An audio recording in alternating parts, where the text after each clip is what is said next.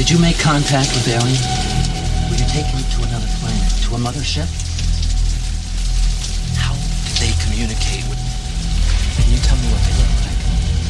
Can you tell me how many of them there were? Were you given food? Injections? It's important the entire world learns of your experience. That's enough!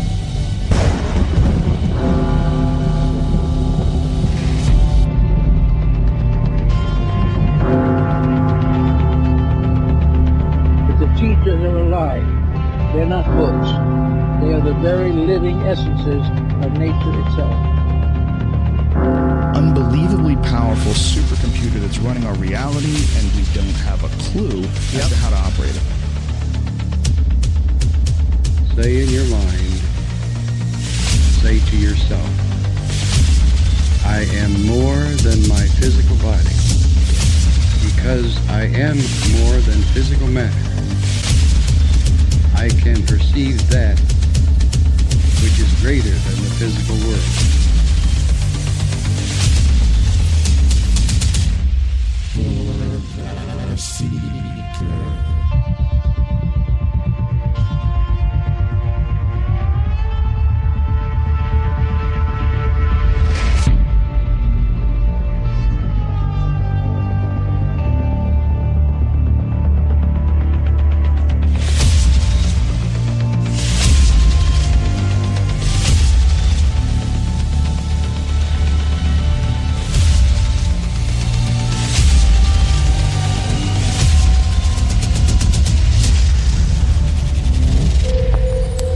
Discovery Houston, 20 seconds to LOS T-Dress.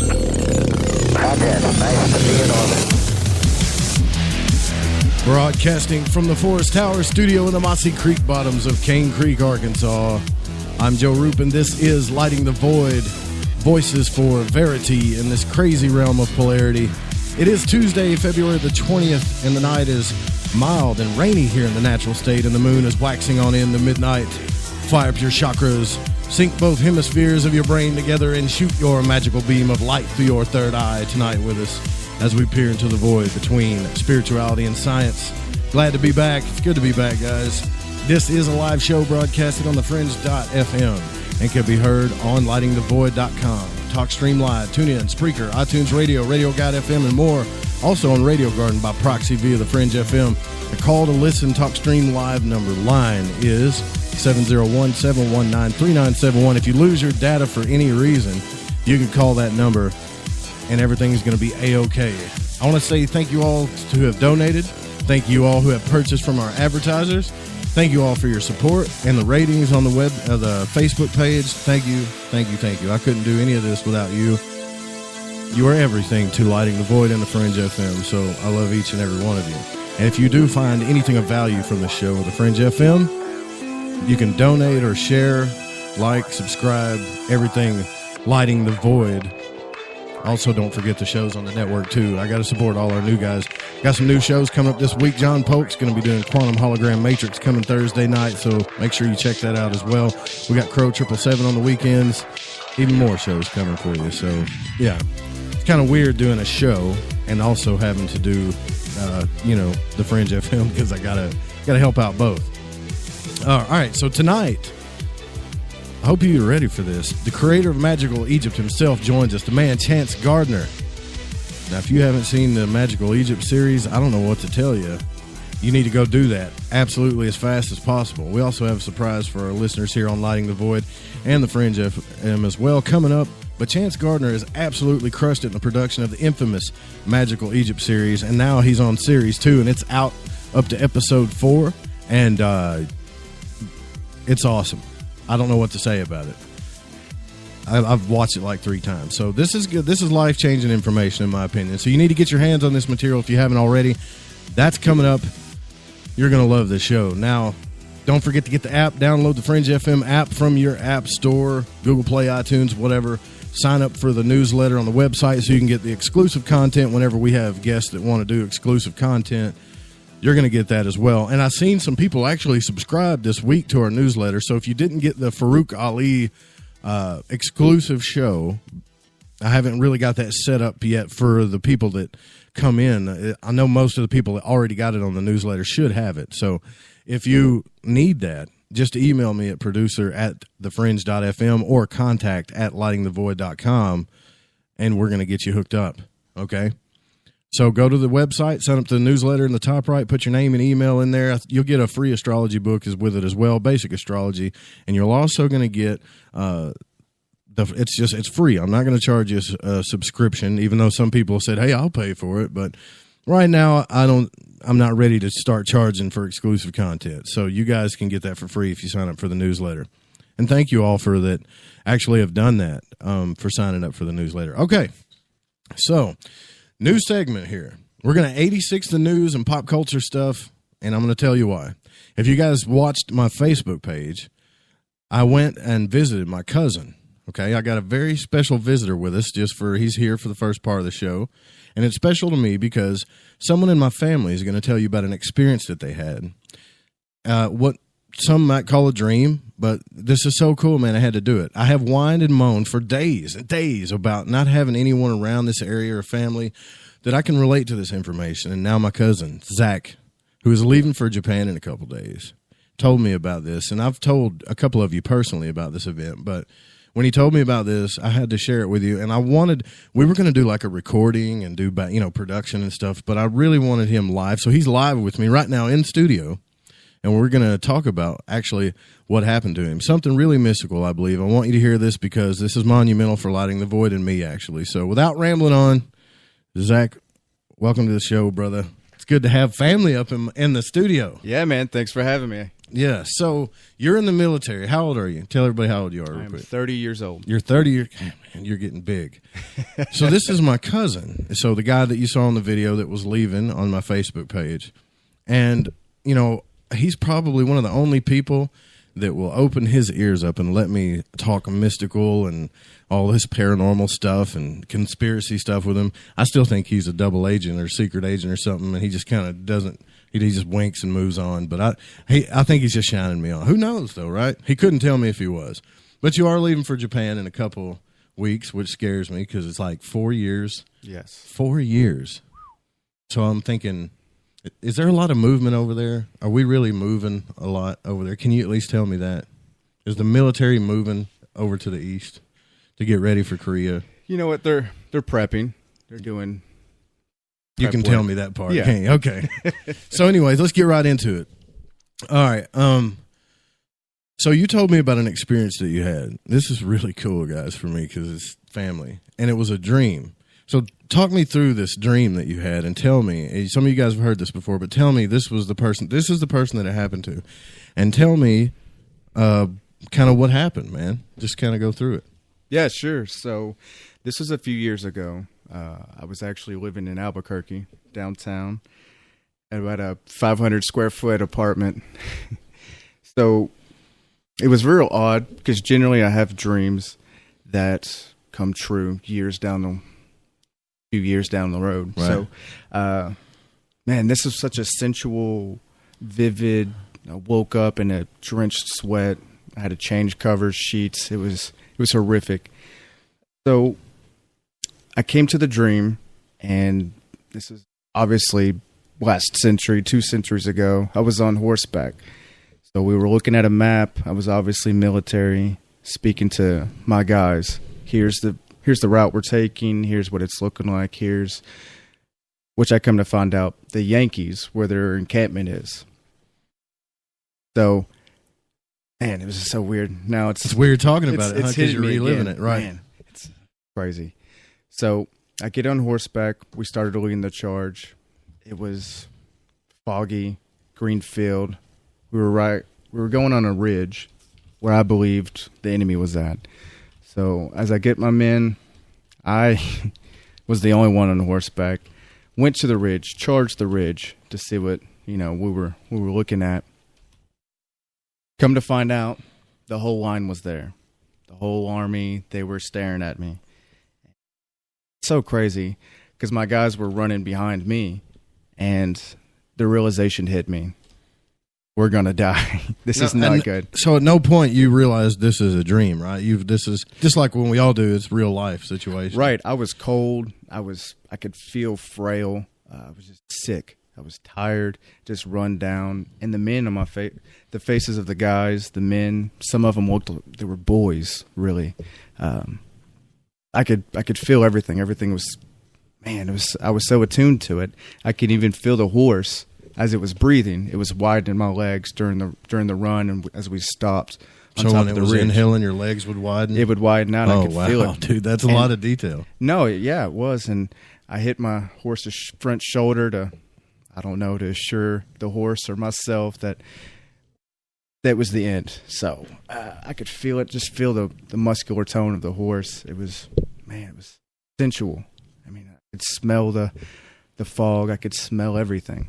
Smell the grass, smell me. It smelled like shit. Really? Yeah, it smelled horrible. Yeah. I guess that's what happens when you don't brush your teeth or put deodorant on. Or you've been out on battle for... Yeah, where we came out of, it seemed as if it was a swamp. Like it was just a shithole. Really? Like we left the wood line to attack the ridge to effectively, ambush the enemy. But as I saw the enemies approaching, lined up on me, I knew that was the end. That was the end, and I could feel the fear and the hatred that they were there. They bested me. They bested my guys, my team, and we were going to die. So as I saw them, they started firing. The whole line started firing at me. I ran forward, tried to distract them while yelling my guys to get back in the wood line. I was charging them, their front line, and ran parallel with their lines. You're like Jon Snow, dude. It was just pissed. I knew I was dying. And nothing you can do about it at that point. Nothing I could do about it. And I just remember the pure hatred of, this is me. This is what I did to my guys. So, I mean, I could feel those emotions. Like you were mad at yourself? I was, yeah, just hatred towards myself, that I didn't do my due diligence. Whoa, man. Yeah. So what happened after that? So, by the way, guys, this is a dream. I don't think this was a dream, dude. I think this was a past life. That's my opinion, but keep going. The crazy thing about it is my perspectives changed. So as they were firing at me, I could see the men's face through their sight firing at me. And it would just go, and it would happen. And I finally took a few rounds. I could feel it in my gut and in my chest. I fell to my left, and I just the hatred. I knew it was ending. I knew it was done. And I could feel the horse fall on my left side. It felt like I fractured my shoulder, maybe my clavicle. I don't know. But I could still, and the horse was panting. It was on my leg, my left leg. And I reached near to me, grabbed the grass, and I could hear the roots as I'm pulling the grass out. And you felt the pain of of your leg, bro? You know what? I didn't feel that. I just felt pressure. Huh. Yeah. Felt pressure, so I just grabbed the grass next to me. I got a handful of grass. I could smell it. I put it to my face, and I began to weep. I just started crying, like just tears rolling down, like this is what I did. I could see the line advancing, and I knew the end game. But as the horse was still there laying on me, I'm praying to my God for forgiveness. This is what I did. Do you remember what you were most, what you regret the most at that point? At that point, just not doing my job, not doing it correctly, getting these men and boys killed. But aside from that, I don't think that there was anything specific that I was asking for forgiveness for. I knew it was my end game. I still wasn't sure where I was going. But as I did that with a clump of grass and dirt on my face, I could just see a white light. As I'm seeing that, I could still feel everything. I could feel the warm blood gushing on my arm that's next to my face. I could just feel it warming my arm. Oh, dude, you're dying. Yeah, it was end game for sure. So were you shot, though? Yeah, I felt like I took a few shots, a couple on the gut and in the chest, and I'm pretty sure I broke my leg when the horse collapsed on top of me. You didn't feel any of the bullets? Not really? No. So you felt warm feelings? Yeah, just the blood spurting out, as it was clutched next to my chest with the grass and the dirt. It was so crazy. Like I said, I grabbed it. Your face is turning white talking about it. Man, I don't think I'm doing it justice. You know, we were casually BSing earlier about it. Yeah. You know, but wow. So as I'm doing that, I'm praying to my God and like, give me, and just, I'm sorry. Got all these people just of innocence. And, you know, I meant to tell you earlier that I don't recall even wanting to be in the military, I didn't know what the purpose was. I just felt indifferent towards it. But I did feel as if I was pushed into, this is your gig now. So, yeah, in this lifetime, you went back into the military. Yeah. I wonder if it's because you're feeling that deep down in your soul, you felt that karma. You know, Patton said he was there at Thermopylae, you know, when he was there. So you've never had any other dreams like this, though? Not as vivid, but I've had dreams that come to pass 4 or 5 plus years down the road, for sure. You know, it's so crazy hearing you talk about this stuff, man, because I used to, like, Zach was like one of the only people I could talk to about these things, and he would just kind of shine me on a little bit. But one night, man, we sat in the truck and talked for like hours about stuff, and you didn't even tell me about this then. No. You know? No. But you finally came out and told me about this thing, and I think that, like, you know, Ramon says in the chat room, and I think that, dude, you were in your past life, man. I really do. But what I'm most curious about is that death process, that consciousness phase. Right. Like, when you woke up, did you know who you were, or what happened in that transition? Oh, I immediately clutched where I was hurting. I immediately clutched my chest. But as I was dying, you know, the white light came and I felt comfortable. I felt my body was numb, my physical being was numb. But as it was going white, my future life, my life now, up until I think I was 24, up until 24 years old, this lifetime, I've had my life flash before my eyes, like my baby brother, you know, things, people, places I've been to. Stu Bear. You're thinking about Stewart, huh? Oh, man. Yeah, that was the first image that came to my head. Your whole life flashed before your eyes. So you died. Was there any, like, confusion, though, as to who you were at any point? Or did you just know the whole time? See, because I wonder sometimes when we pass, like, if we get confused about who we are. If, like, is there, if the lives mingle, the past life and the new life, did you ever feel confused, or were you just... Actually, no. I knew that was my baby brother. I could tell by the clothes we were wearing and the infrastructure around us, the things that I recall. I knew it was in the future. Huh. I've never had a dream like that vivid. I did when I was a kid, but there were so many weird things that couldn't have been a past life thing. Mm-hmm. There were no weird symbols or weird things in this dream that didn't make sense, right, that you remember. This was like, dude, I think you really had a past life experience, man. Man, it was wild. I questioned everything, my spirituality. I've questioned the cosmos. Like everything that I knew what was true to me was shattered that night. Shattered that morning. I woke up. Really? So I mean, but you're a spiritual dude. I know that. Oh yeah, of course. And you grew up the same way I did. You grew up Christian in the South. Yep. You know, in and out of churches, just like I've been. But I can see why you would question things at that point, because you don't get taught stuff like that. No. You know. I mean, it's heavy. Dude, it's really cool that you're talking to me and in my audience here about it, you know, that my family is this. I'm telling you guys, I never thought that this day would happen on this show, because y'all have always heard me whine, and every time I've whined about it, somebody always checked me. He's like, "Oh, Joe, you know, there's plenty of people around there. That's just your mentality." But the whole time, my family's had it. It makes me wonder if Stuart or Papa or anybody else has had things like that happen. You know, I'll hang out with some buddies at work or wherever we were stationed at, and we'll talk about odd things, maybe even supernatural. And the military, your military buddies? Oh, yeah. All walks of life. I mean, they're from different countries as well, even. And like, oh, yeah, this one time. Everyone has that one time, but no one brings it to light. Huh. I wonder why. Why is everybody afraid to talk about it, man? You got to be vulnerable. You have to be secure where you're at. Like, this is what happened. I am a witness to this. So you were like a colonel or something, man. You were like at least a general or not a general, but maybe a sergeant or something. You're a sergeant right now, right? Mm-hmm. Correct. So I think I was an officer, like a field grade, maybe second lieutenant to captain, possibly. I was the only one on a horse. Did you hear the gun, like the gunshots? Yes. I'm trying to imagine You can that smell. as I could you can smell the it. gunpowder. And I think that's why I grabbed that clump of grass. I could hear the roots tearing from the earth. That's so crazy, man. Can you?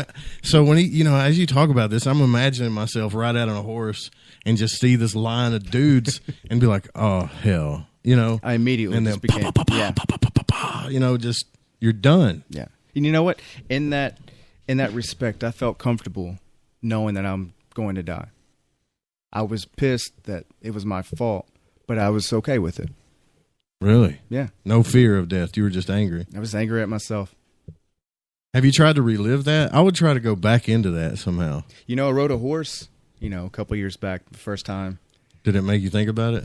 It did, actually. You know what? It made me think about all the greats that conquered, the old world or even the new world, what they did on horseback. I mean, it's beautiful. Like, it really was a humbling experience riding on a beast with a mind of its own. Like, it's fun driving trucks and four-wheelers, but riding something that has a mind that does what it wants to do. I don't like it. I don't like it. I'll be honest with you. I've never been comfortable on a horse.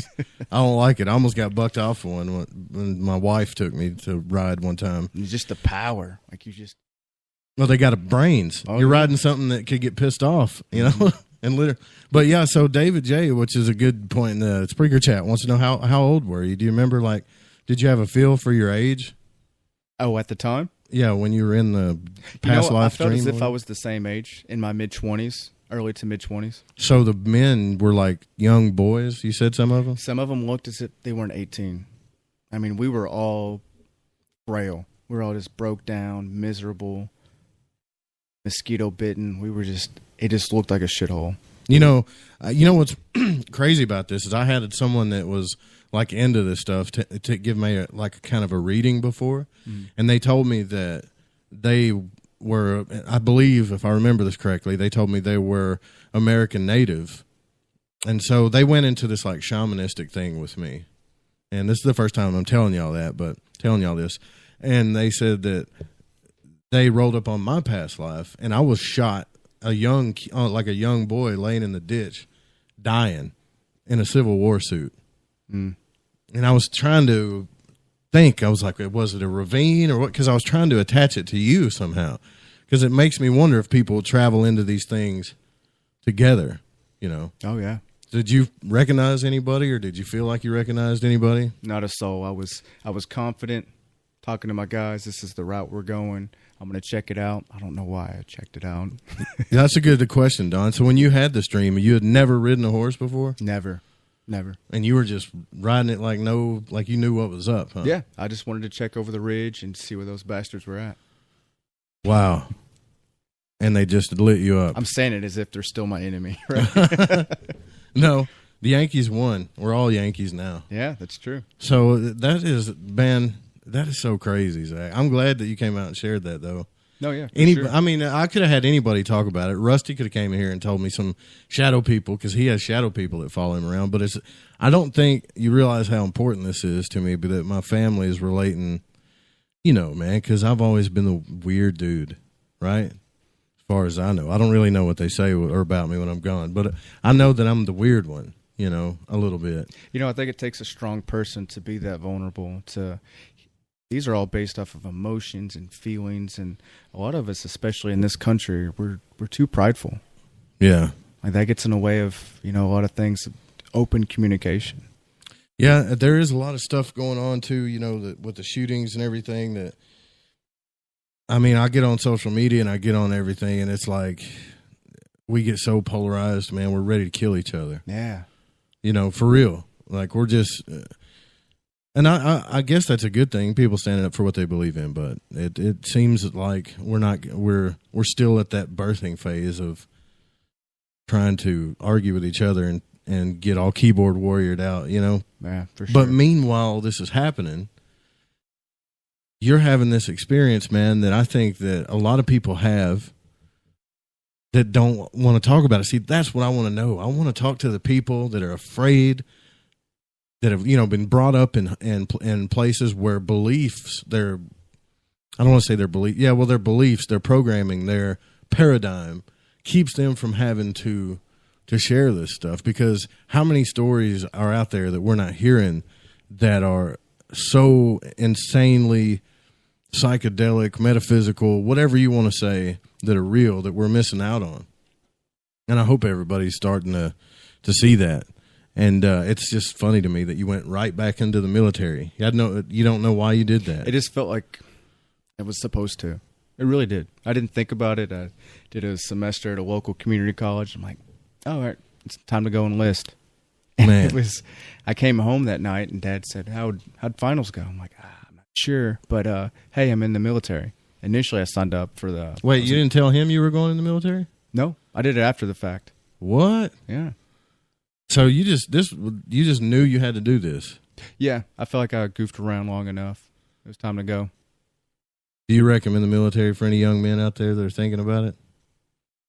Yeah, if you're not sure exactly what you want to do, Uncle Sam will let you know. Right. We want you. He'll give you a gig. Yeah, it pays good though, right? Man, I've been blessed. I really have been. This is my 5th assignment. I just got back from Biloxi, and before then, I did some humanitarian work in Peru, and drove dignitaries, 3 4-star generals around in the Middle East. It was, places I never even heard of before I enlisted. Really? Yeah. So you got to guard the special people, huh? Yeah, that was interesting. They were in their Class A's, and I was in a suit and a tie with a beard. We got a few minutes left here. Thank you for sharing this with me. Can you tell them you got hurt one time in the military, right? Oh gosh. You guys listen to this, how crazy. Just to let you know, the military does dumb things sometimes too. Oh, for sure. Tell them what happened. Oh man, so we were out in 30 miles north of Baghdad. Our outpost was essentially an old Iraqi house. From that Iraqi house, we had makeshift armory. And it was everything from 5.56, 7.62, 50 cal rounds, flares, things. It just gets messy in there. So I'm dropping off. I was the convoy commander, primarily because I was the only one that knew the routes. We were going through a huge changeover. I was like, well, I know the routes. I'll be the convoy commander. So what you do, you give the BDOC controller or a controller that monitors the routes we go to, you give them a convoy load plan. Essentially, if we burn up and blow up or die, we know exactly who was sitting, where they were sitting, what they were armed with. So it's pretty detailed. And as I'm dropping off that paperwork and heading to my truck, I heard in that armory, in the house, metallic on metallic hitting.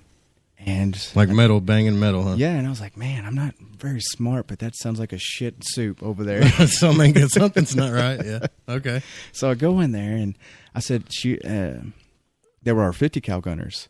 So we test fire a few rounds before we head off. Now, mind you, we're 10 minutes north of our actual base in this house. So I said, hey, what's going on in there? They were like, nah, nothing. And it just felt weird, felt odd. Right. So I grabbed their shoulder. It was their left shoulder, and I pulled them towards me to open them up. And what I was witnessing was a 50 cal round was being inserted back into the chain link. So belt fed, right? Yeah. So with their left hand, they're beating the back of a 50 cal round into the chain with a hammer. With the hammer, a big 50 cal bullet with a hammer. Yeah. Now, mind you, this is the length. This is bigger than most people's hands. Right. And it was the second strike, and that's when it clicked in my head, like, hey, stop, and then lights out. And it was wild. And you got slightly wounded. I did get slightly wounded when I came to. Put my hands in my breeches, like, man, I'm feeling hot. Some burning going on down there. Yeah. I pulled my hand out, and mind you, I have over 200 rounds on top of me. I can't even see my kneecaps. I can barely see the edges of my toes. And I pulled out, and there's just nothing but blood just dripping down. Like, get out of here.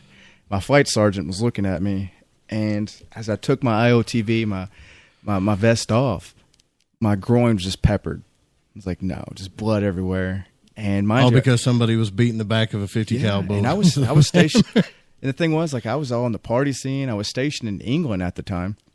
So I was like, man, I'm trying to party, and I can't do that if I'm missing a groin or my legs. But Yeah, mostly incendiary wounds. That's crazy. Well, I'm glad you made it out alive with somebody's stupidity like that. That's insane, man. But yeah, that happens. Zach, man, we got to go into the first break and bring a chance. I appreciate you coming on, cuz. No, thanks for having me. That's really cool, telling your story. Hopefully we'll have you back, or I'll Skype you in back from Japan one day or something, huh? Sounds good. All right, brother. Thanks for coming on. All right, man. All right, guys, when we come back, we're going to have the man himself, the creator of Magical Egypt, Chance Gardner. Don't go anywhere, guys. I'm Joe Roop. This is Lighting the Void. We'll be right back.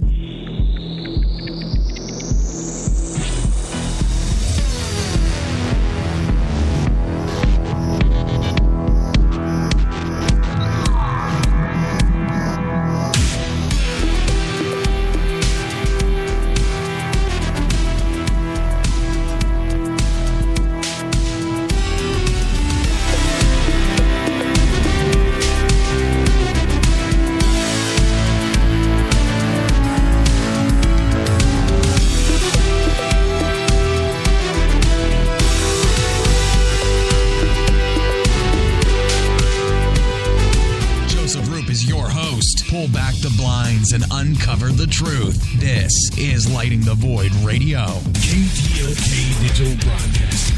We rock the paranormal talk. Live from New York, it's Saturday night. Live Saturdays on the Fringe FM. The Secret Teachings with Ryan Gable at 1 Pacific, 4 Eastern. Dark Waters at 4 Pacific, 7 Eastern. Into the Paranormal with Jeremy Scott at 6 Pacific, 9 Eastern. Spaced Out Saturday with Joe Roop, 9 Pacific, midnight Eastern. And S4 with Eric Cooper, midnight Pacific, 3 a.m. Eastern. Live Saturdays on the Fringe FM. We rock the paranormal talk. Online at thefringe.fm. Hey, Fringe FM listeners. Did you know that when you're on the road with limited data or no Wi-Fi available, you can still listen to every minute of the Fringe FM by calling 701-719-3971. No smartphone, app, or internet needed. Saves your data plan and no extra cost if you have unlimited minutes. Call 701-719-3971. That's 701-719-3971.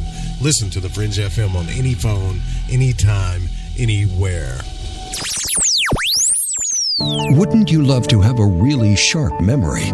More than ever before, people of all ages are struggling with memory problems and brain fog. Whether your poor memory is age-related or due to the effects of chronic stress, you can now improve your memory while reducing stress with the dietary supplement Calm and Clever. That's right, you get 2 products rolled into one. Some ingredients in Calm and Clever enhance memory and help retain newly learned information more effectively, while other ingredients in Calm and Clever reduce stress by maintaining healthy levels of the stress hormone cortisol. Calm and Clever was created by scientist Kurt Hendricks, a principal investigator in 2 NIH-funded studies on Alzheimer's disease. To sharpen your mind and feel calm and centered, try Calm and Clever for 2 months. You'll love the way you feel and think. To order Calm and Clever, call 1-800-728-9948 or visit calmandclever.com. 1-800-728-9948 or calmandclever.com. You're listening to Lighting the Void Radio with Joseph Roop. Stay up to date right now. lightingthevoid.com.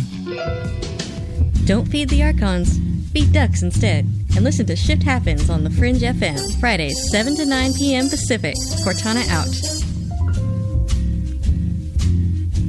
Quack.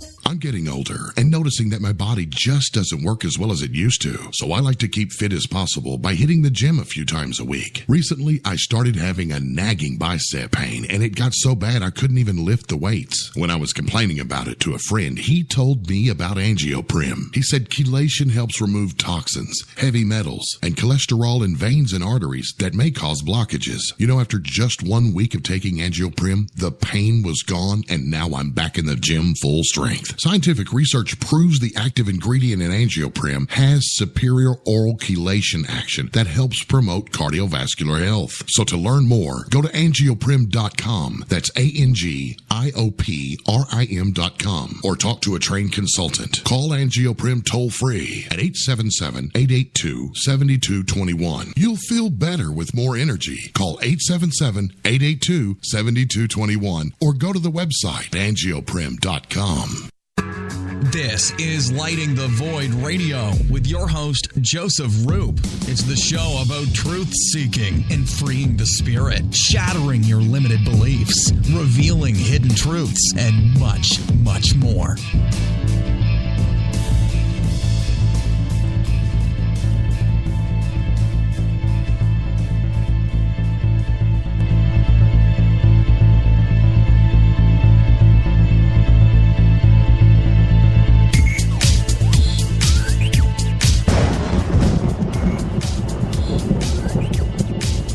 Welcome back to Lighting the Void. I'm your host, Joe Roop. We are live on lightingthevoid.com and the network, thefringe.fm.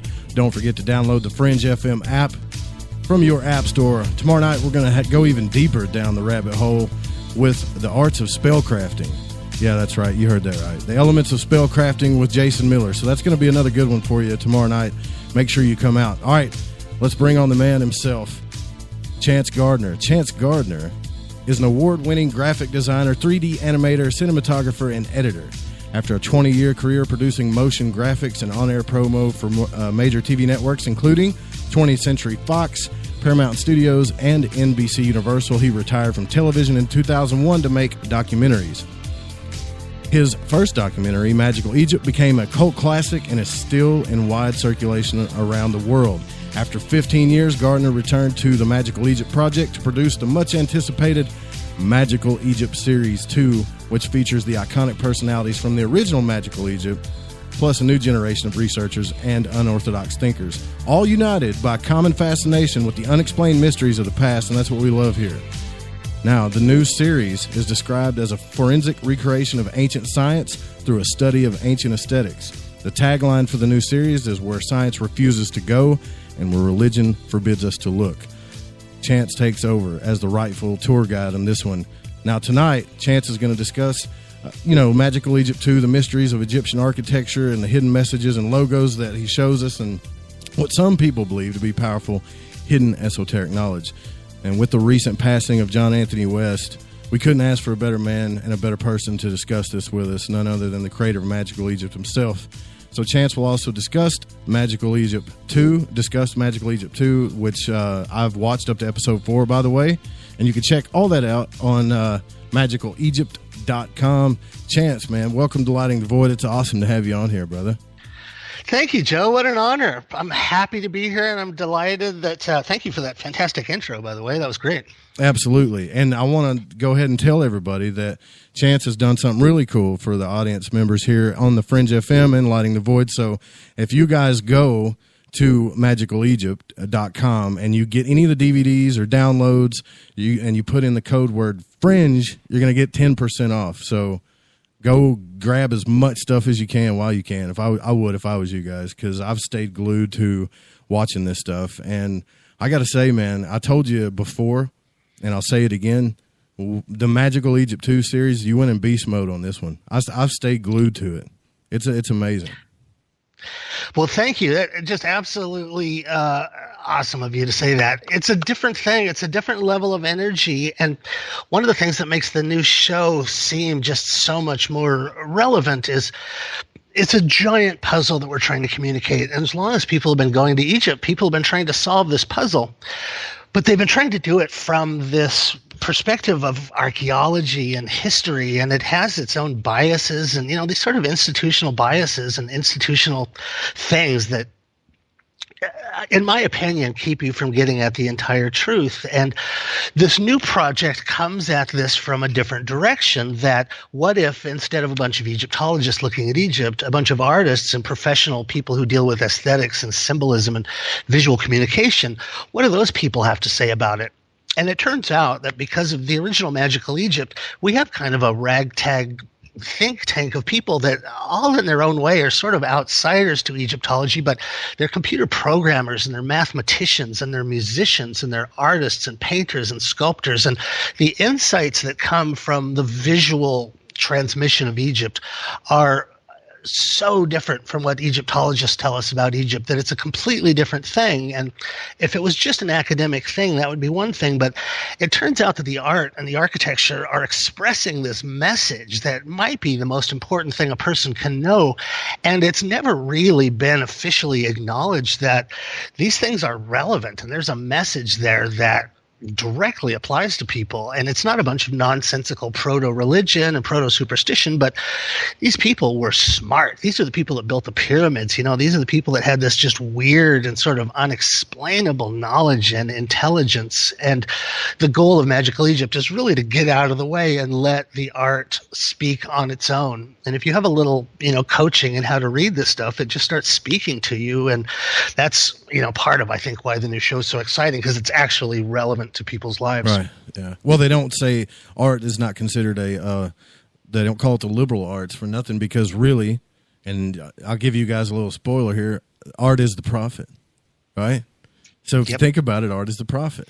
Like, art does send a message, and the Egyptians understood that. I never really understood why the hieroglyphics, why so many statues, why the repetition of what you're showing me, until I understood how to get a message through time.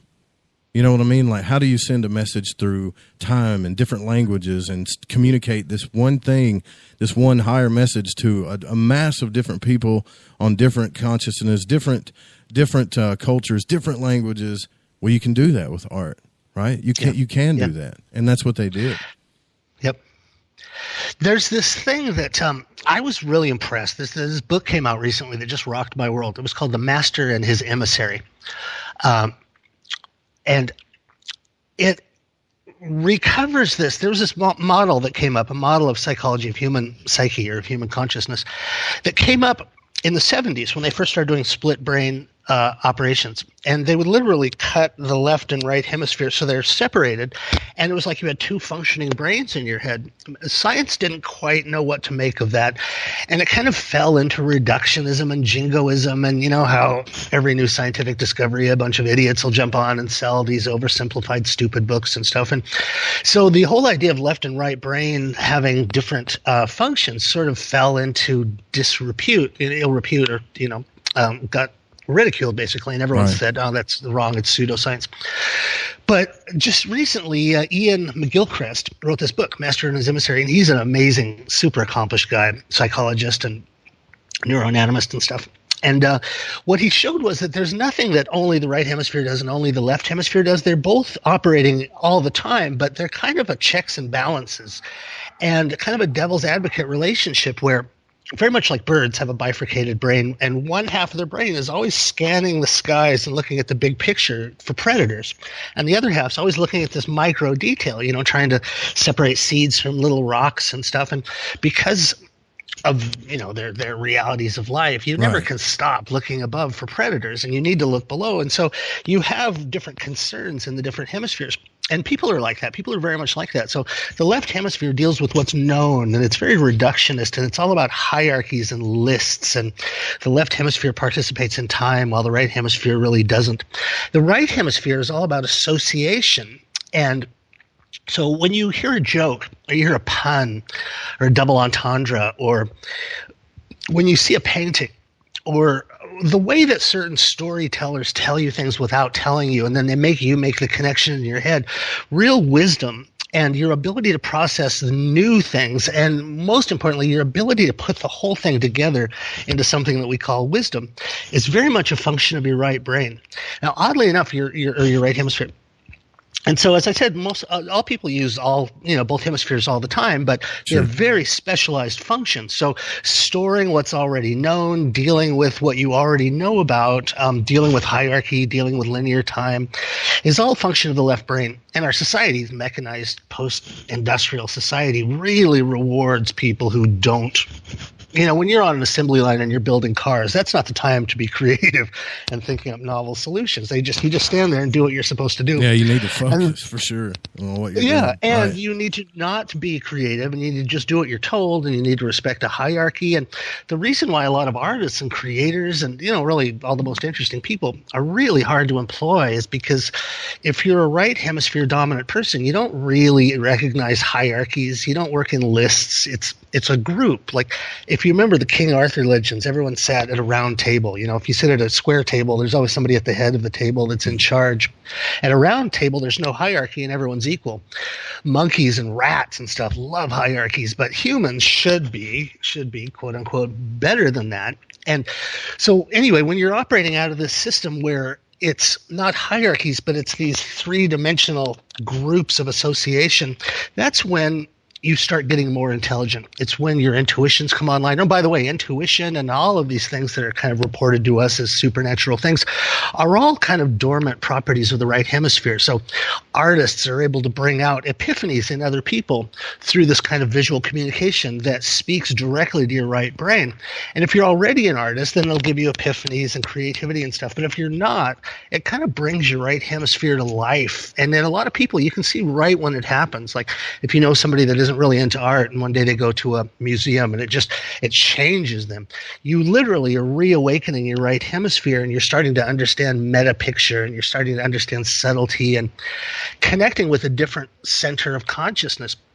And so in a cool way, in a really awesome way, the temples are a kind of technology that raises your consciousness by forcing you to look at things in this associative structure that includes intuition and the appreciation of aesthetics and humor and music and spontaneity. And so it's an upgrade. It's an upgrade to your operating system that's done through the use of art. And do you think that's what triggered? Awesome. Do you think that's what triggered DeLubix? Like, he really blew the lid open on this stuff, and then John came in and kind of put it in layman's terms. Completely. Something a lot of people don't know about Schwaller was actually head of the Theosophical Society. So, like Madame Blavatsky and Rudolf Steiner and a lot of really famous timeless occultists really wrote their name in history by rising to the heights. Charles Ledbetter too, and Annie Besant. Several of these just really immortal occultists cut their teeth on the Theosophical Society. And also, another thing that people don't know, I didn't know until I started hanging out with my friend Aaron Cheek, who's also on Magical Egypt. Schwaller was a student of Henri Matisse, Matisse, the famous French painter. And so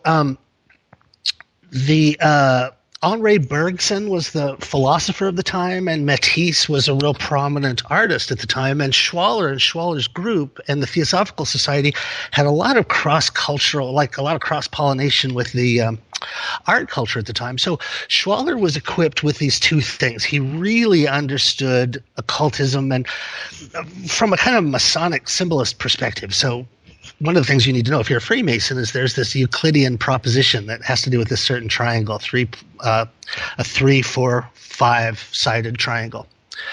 And that's a kind of obscure esoteric reference. But there was this one particular thing that was this extremely occult diagram that you could kind of say is the diagram of how our three bodies fit together.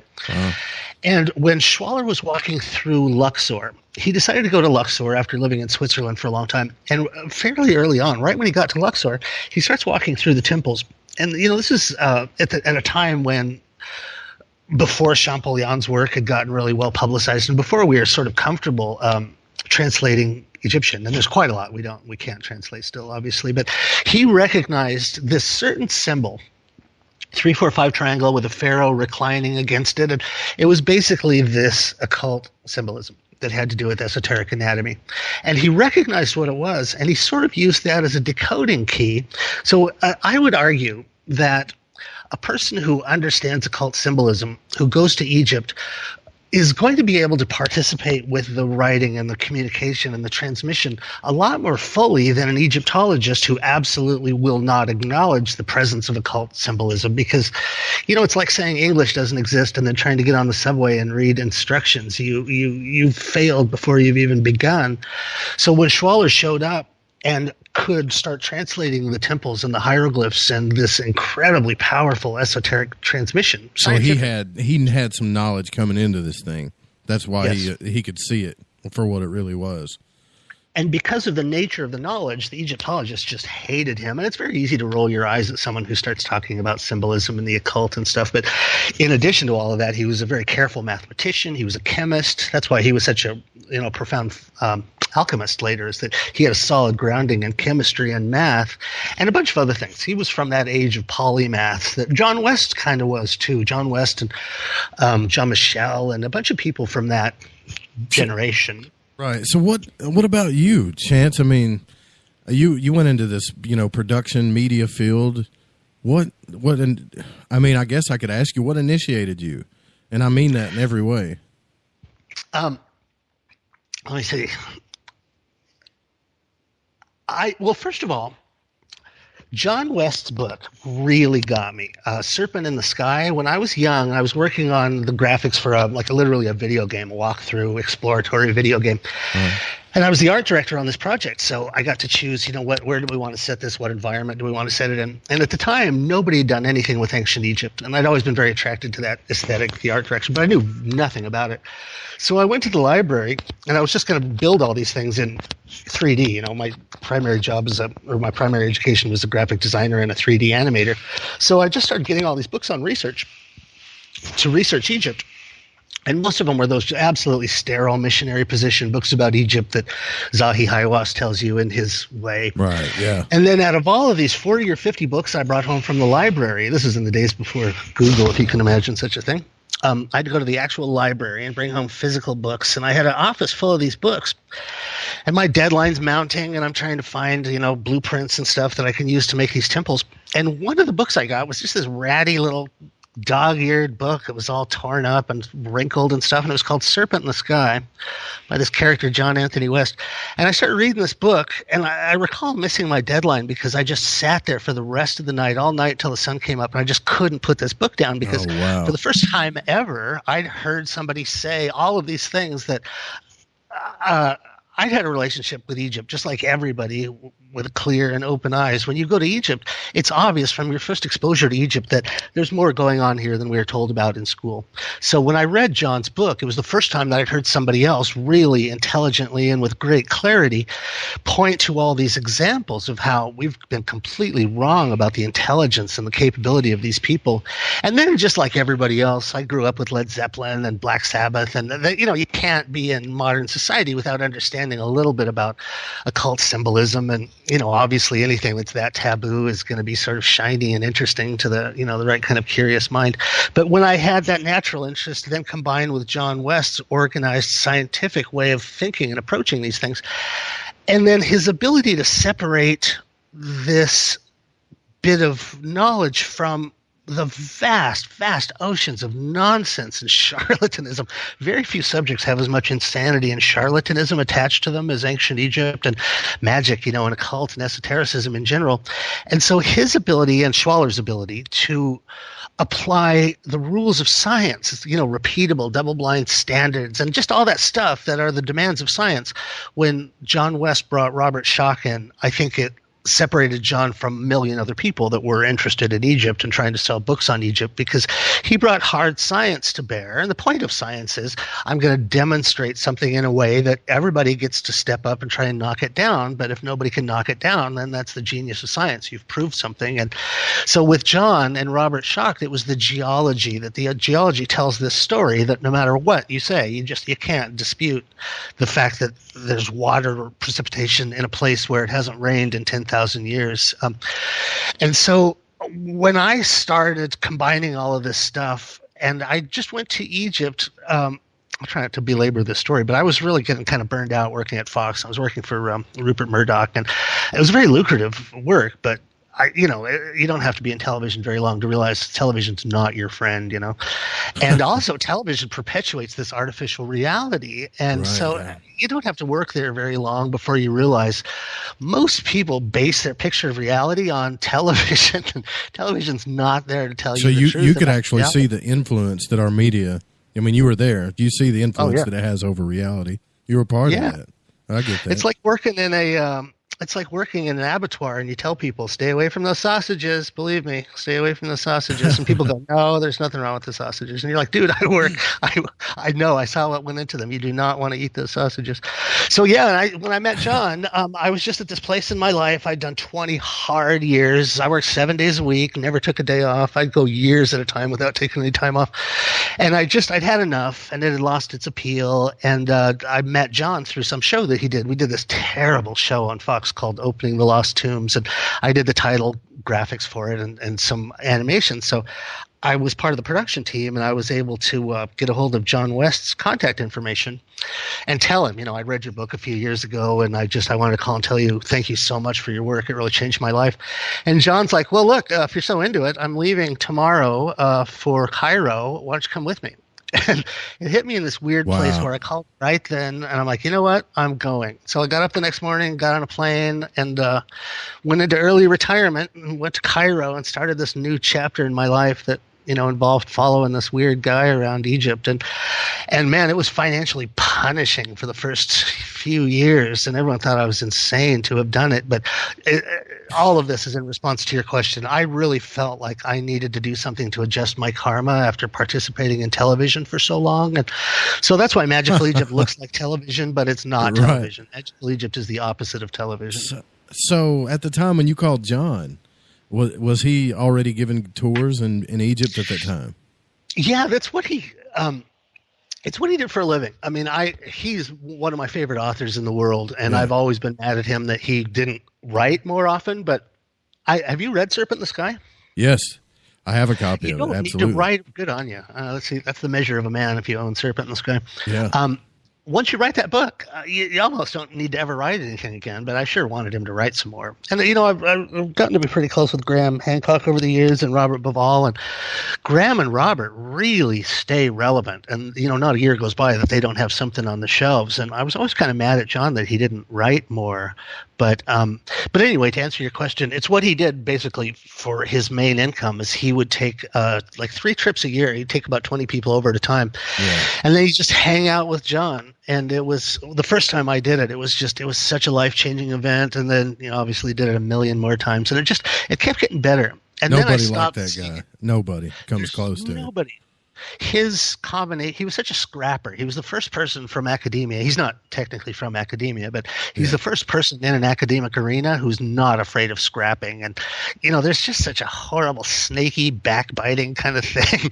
Pissy people that are really smart, but they're non-confrontational, and there's just this really distinctive thing about academia. And John came in just like a Doberman, like a pit bull, and just started tearing flesh from bone, and he was doing it in such a funny way, and he was so sarcastic, and it really got me. And most of all, it was this thing that I think I share with you and everybody listening, is that there's a certain caliber of person and a certain caliber of intellect where you just look at Egypt and you realize there's something going on here that I need to pay attention to. This is extremely special and extremely important, and it's almost part of the collective psyche that we keep looking to this place, because we all kind of believe that something's going to come from here that's going to change everything. And it's right there. It's not even hidden. It's just right out in public, but you just need to know the right decoder ring to be able to see this thing that is so transformative. Chance, it hurts me, man, because when John was on the show, he was trying to get a group together to go to Egypt, and this was right before everybody found out the cancer thing. I think it was a few weeks before when he was on this show. He went and done the Rogan show the next week, and then the news came out that he had cancer. And I even set a jar aside. All I wanted to do, man, was go on one of his tours. That's all I wanted to do. Like if I did that, I felt like I did something before I died, before I passed away. This was like one of my bucket list things, And I feel like there's a lot of people that, if there is a downside to John, to this, what happened, that's probably the only thing, because everything about John was good. He changed the narrative for a lot of people. He really did. And he really showed, I was completely unaware that Egyptology has been kind of putting up a bluff about, like, it's all sorted out. We know everything. There's nothing that's going to happen to surprise us. And he was the first person that showed out. You know, it's mostly guesswork, and that there are so many things that are obviously in direct contradiction to what we've been taught in school about Egypt. But you're right. It was the ultimate bucket list thing, because there's just nothing like being there with John. He was a very kind person, and I've said this before, that if you hang around with celebrities, like my job in Hollywood for 20 years was to do promos, so I had to work with all the stars of all the TV shows. And most of them are just a nightmare. They're just psychotic. There's a special kind of insanity that happens when you're surrounded by yes men and nobody ever tells you no, and nobody ever tells you when you're being an idiot. You go crazy in this very specific way. And so when I met John, I was so unprepared for what an unassuming and just generous and really respected people that were there to learn. So he would give you as much as you could stomach if you just, if you could keep your mouth shut long enough. People are always trying to impress him with their knowledge, but if you could show up with John and just be quiet and absorb what he had to give, he was so generous. And I could tell you, I've seen him radicalize a lot of people. That's probably not a good word to use, but you know what I mean. He set a lot of people on fire that might have been pretty ordinary people otherwise. Right. Well, we're going to go into the first break here, guys. We're going to get into some a little deeper down the rabbit hole of some of this stuff. I got Chance Gardner on the show here on Lighting the Void, so I have to take advantage of this, and we're going to talk. I'm going to try to get into some deep stuff maybe with him. And all right, so you guys don't go anywhere. We'll be right back.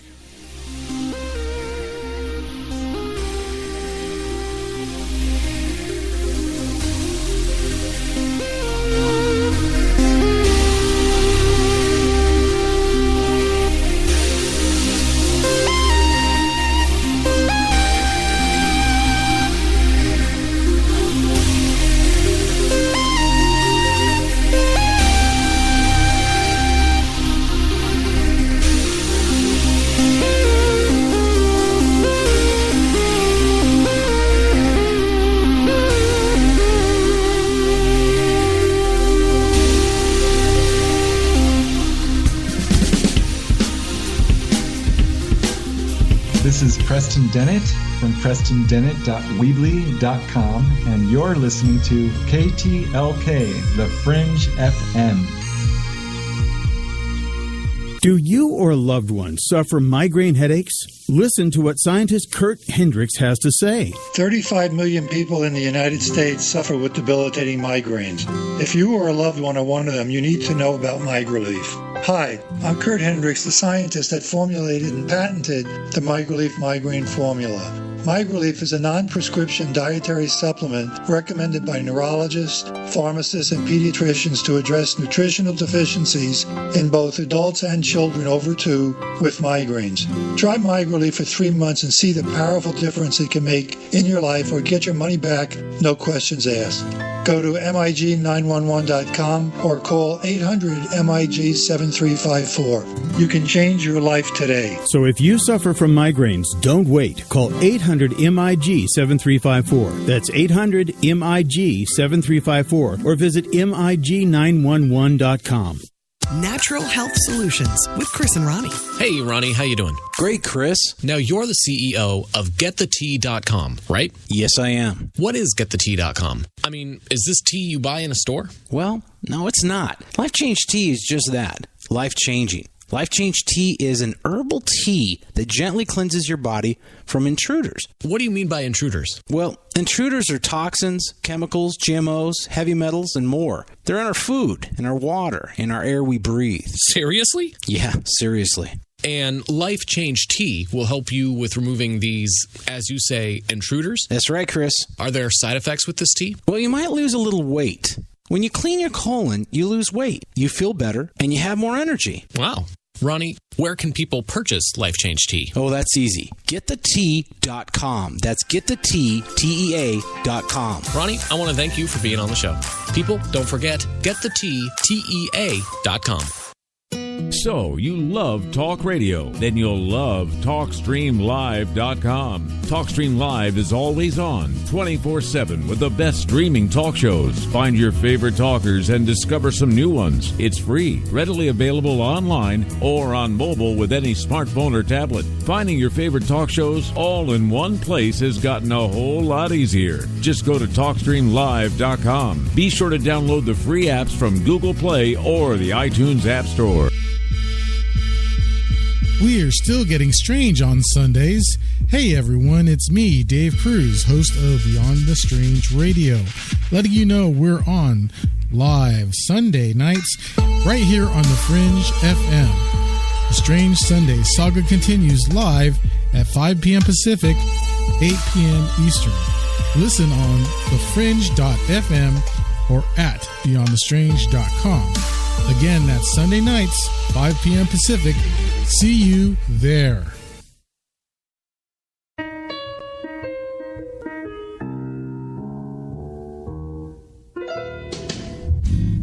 Tired of talking about the weather? No, Shift. Well, Shift Happens is here to fulfill your desires as you reach that point in life where you crave tantalizing conversation about reality, ufology, the occult, and the conspiracies within, while simultaneously finding yourself desperately in need of your very own theme music, which we've got plenty of that too. So be sure to tune in to Shift Happens every Friday night from 7 to 9 Pacific, right here on the Fringe FM. Because the weather sucks, and you need some theme music.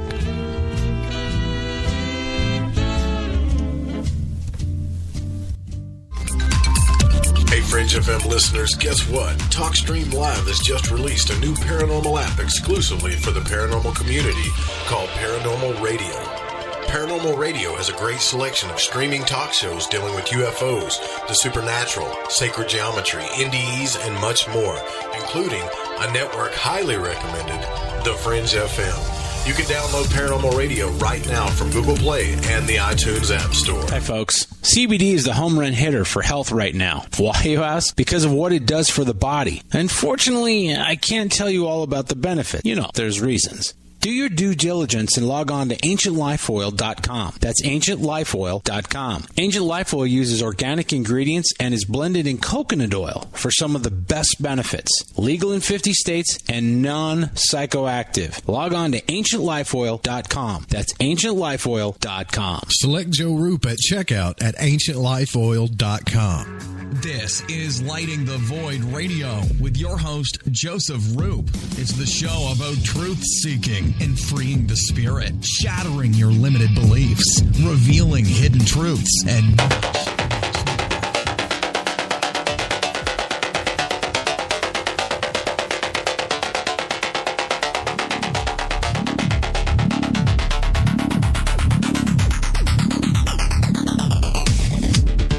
Welcome back to Lighting the Void. I'm Joe Roop, and we are live on the Fringe FM. Hey, guys, don't forget what Chance has done for us. If you guys go to magicalegypt.com right now, and anything you order on that website, if you put in the code word Fringe, you're going to get 10% off. So, hey, Chance, buddy, thanks for doing that for our audience. I really appreciate that, man.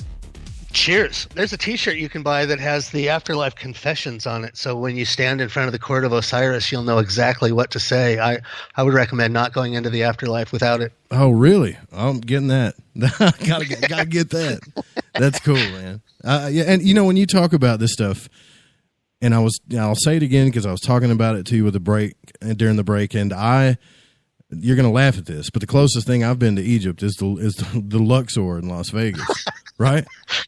But I'm just going to tell you, I know that'd be funny to you because you've actually been to Egypt, so it's nothing like it, right? But I got to tell you, man, when I was in there, even in that place with all the statues and the hieroglyphs and stuff, that tuning fork went off, you know?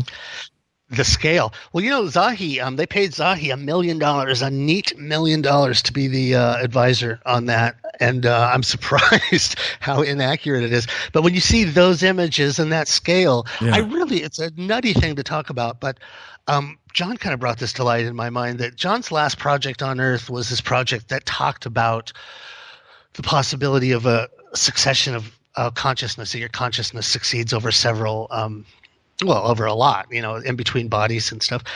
And if there is anything to that, and the idea that we've all had multiple past lives, the one thing that we're all going to recognize from a really prominent past life that would be probably, 150, 200, 300 lifetimes ago, we all somewhere in the collective psyche have this charge in us, like built into our nervous systems, where it's not all of us, but especially I find it's like 1 in 10 people. It has to do with your IQ. It's correlated to a high IQ, but there's just something beyond that certain people see this thing, and it's not like, it's like they recognize it, and they don't know where they recognize it from. But if there is anything to the idea of successive lives, it would sort of explain why certain people get so excited, and it brings back all this stuff that they didn't know was there in their heads. Yeah. And it happens in Las Vegas. I spent a lot of time in Vegas. Well, I've had deja vu before, Chance, right? Like you've had that, hadn't you? Yep. I mean, this was not deja vu. Like I was standing outside the casino, I guess, and looking up at this pyramid with the the light that shoots up in the sky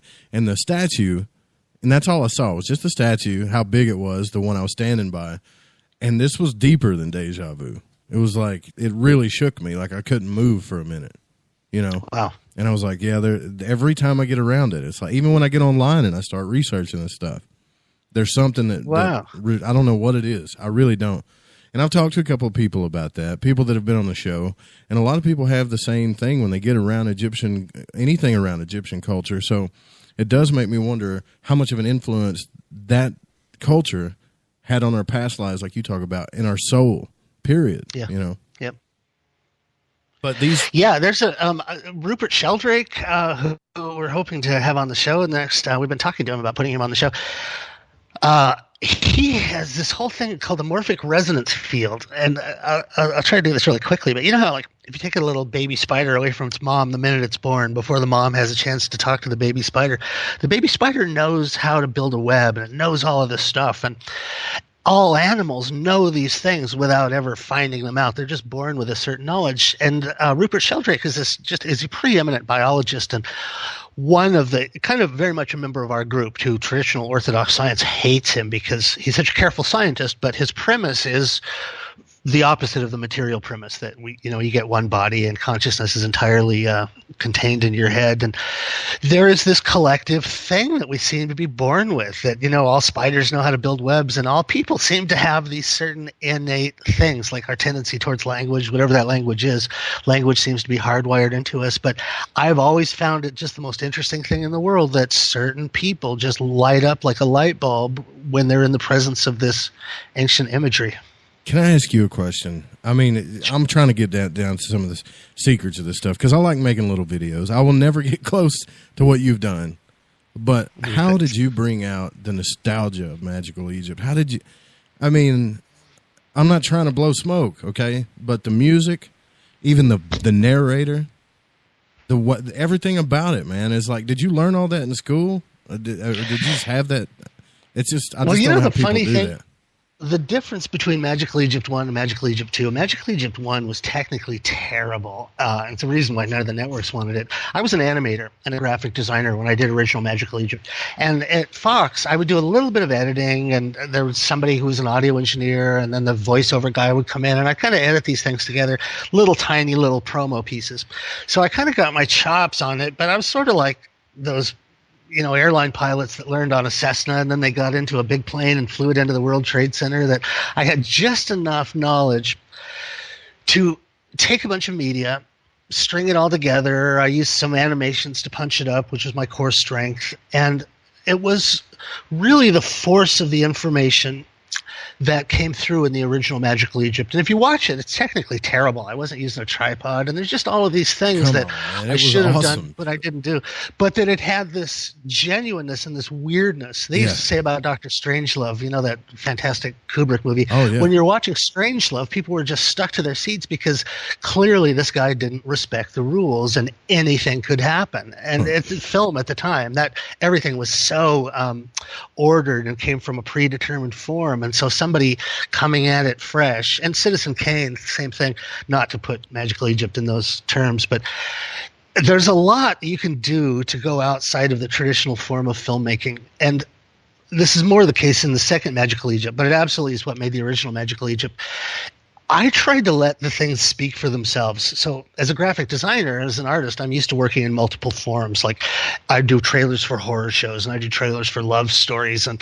And there's different moods and different types of graphic design that you use to get across different vibes. And what I realized about Egypt that nobody was really acknowledging was there's a malevolence and a frighteningness about it.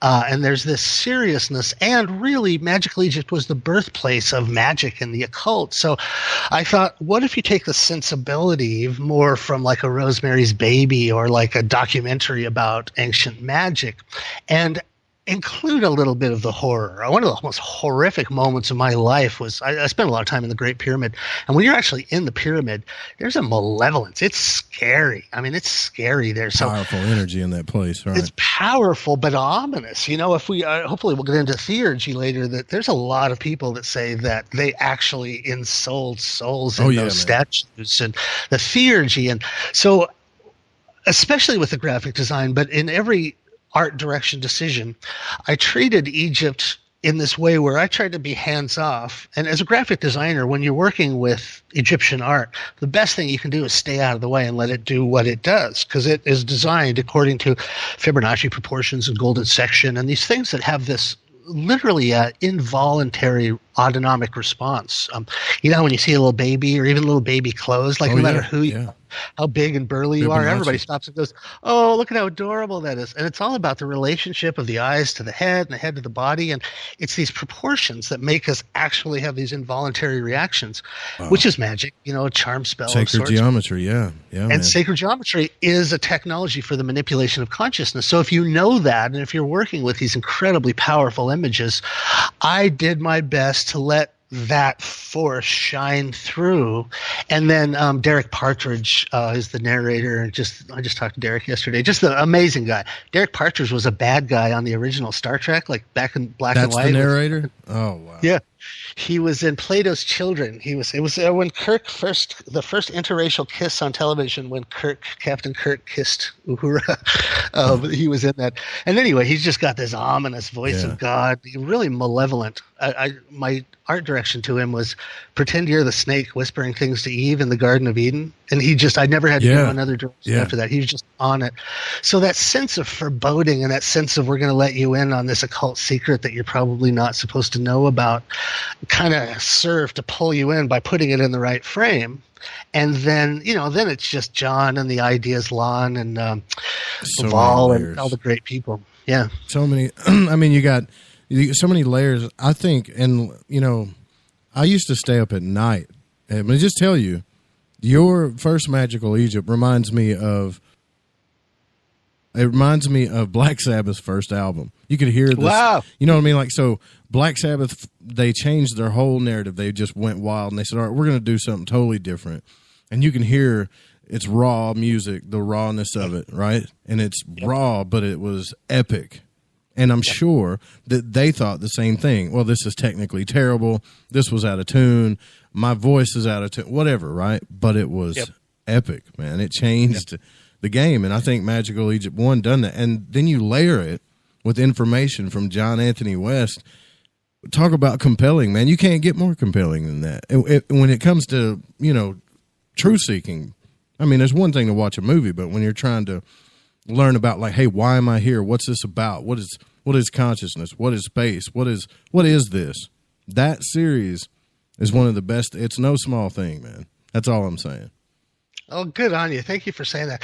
I'd worked at Fox long enough to know that even though people deny it or call you a conspiracy theorist when you bring it up, there are certain ideas that will never be broadcast on television. There are certain ideas that people are you're not allowed to know, or at least television's not going to make it easy for you to know these things.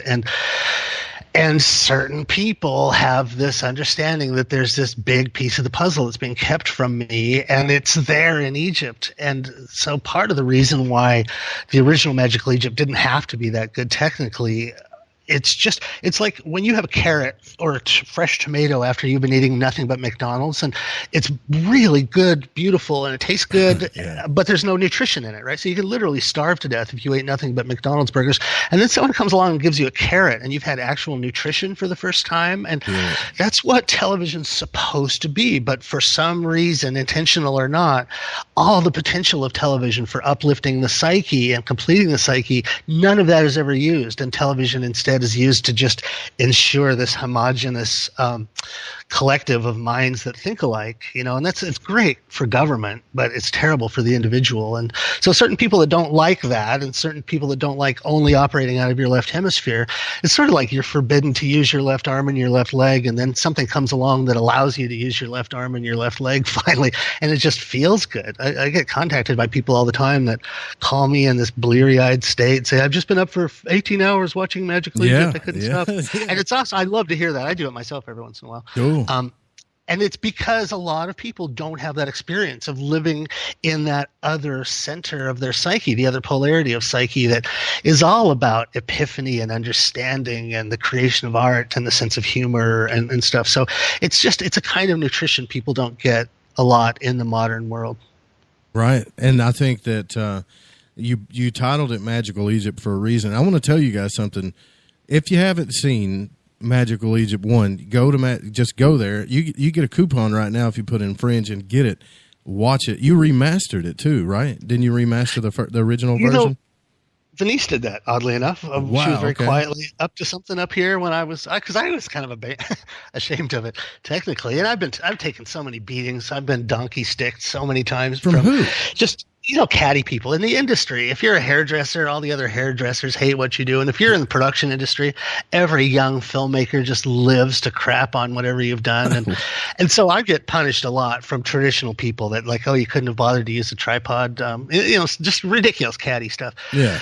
But on the other hand, people who actually count, people like yourselves and the public and people that call and say, look, I've been Joe Rogan praised it left and right, man. How about that, Joe? Left and right. Rogan. Joe. I'm telling it was Joe Rogan that turned me on to it. Well, that's awesome. You know what I'm saying? Everybody listens to that guy. So who cares about the catty folks?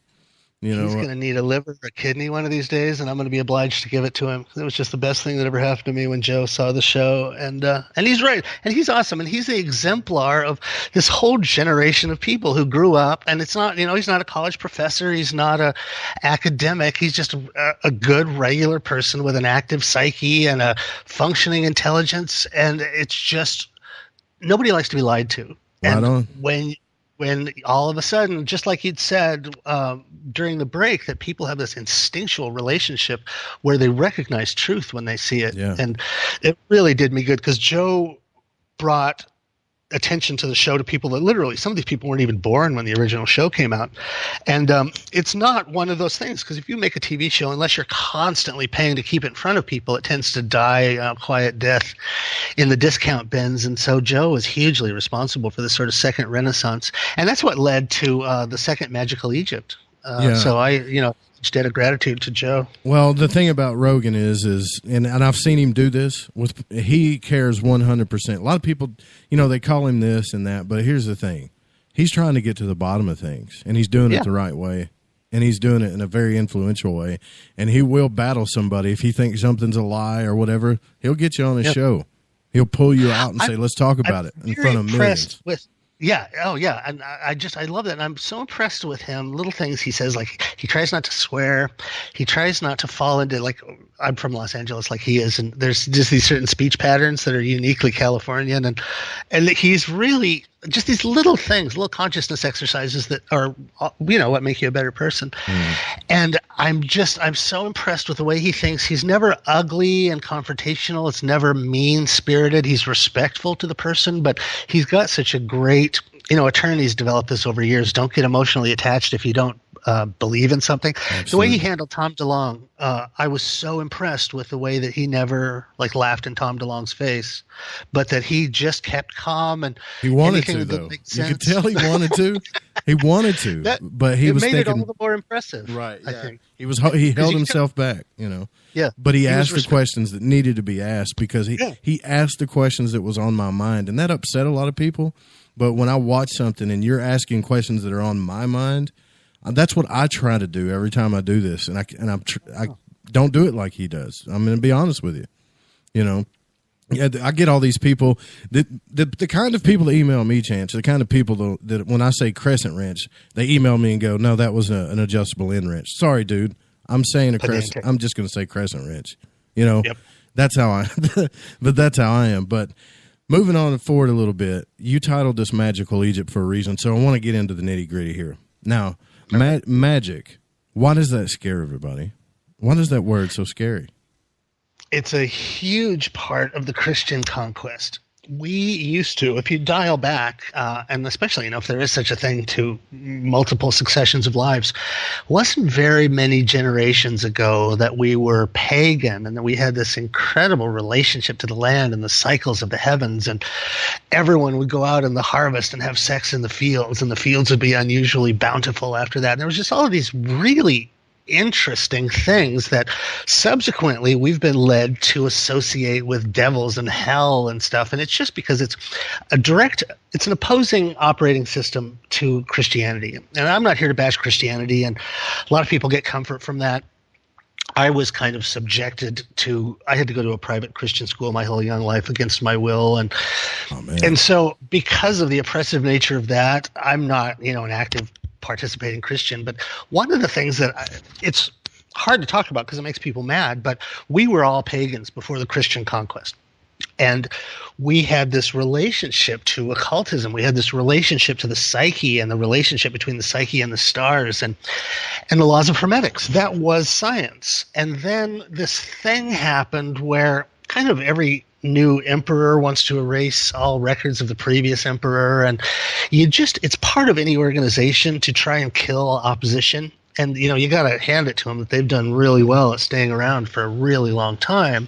And kind of the reason for that is I don't want to make anybody mad here. No, dude, you come out with it, please. In the Vatican, the Vatican's amazing. I don't know if you've ever been to the Vatican, but all of the stuff that the Vatican's ever seized is in the Vatican. So the world's largest pornography collection is in the Vatican because the Vatican seized so much pornography over the ages. But the Mayan codices, the old Taoists, the old tantric text, and all of these examples of how robust ancient science used to be, and in a big way, kind of how we fell into the Dark Ages, is that all of a sudden these Christian precepts made it people think that if you think in this certain way, you don't need to know science because you're already right. So a lot of the impending Christianity that happened in the Dark Ages and after that blanked out for, I'll leave it to you to decide whether it was malevolent or accidental, but Christianity had a huge effect in killing this old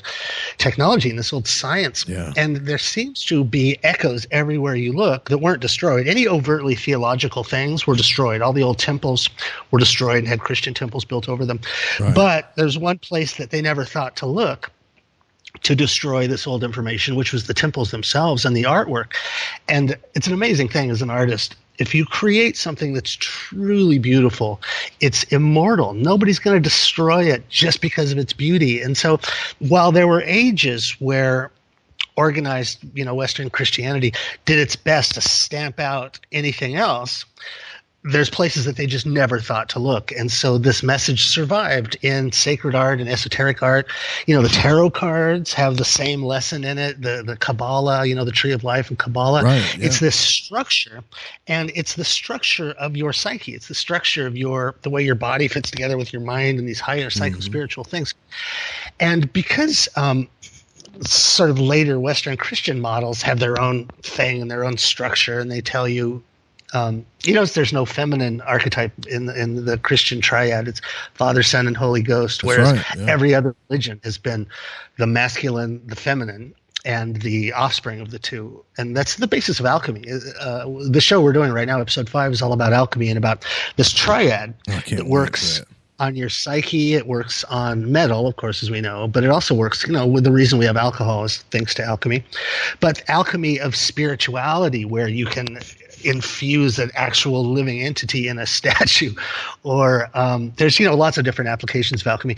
The thing that I'm most interested in, because it's considered magic and it's considered incredibly taboo, but there's this whole psychosexual circuitry that we have in our bodies. And, a big part of Western culture is this weird repressive, like we're repressed in society, but then we're shown all this graphic sexuality on TV, but it's always kind of a bent, distorted sexuality. So in the pagan traditions and in the Eastern traditions and the Taoist traditions and the Tantric and Kundalini traditions, there is this magic electrical fire that is part of your spirituality that comes from your sexual circuits. And so all of these religions, the Kundalini things and the tantric things, are all about, instead of constantly expending your sexuality, store it, save it. The mason jar, like if you're, that interesting thing, I was just talking to somebody about this. Mason jars when we were young? You get a mason jar and you'd can apples or peaches or something in it. Drink sweet tea out of them, brother. That's what I do. Drink your tea out of it, right? That's really hip, and all the bars now are serving drinks in mason jars because that's the hip thing.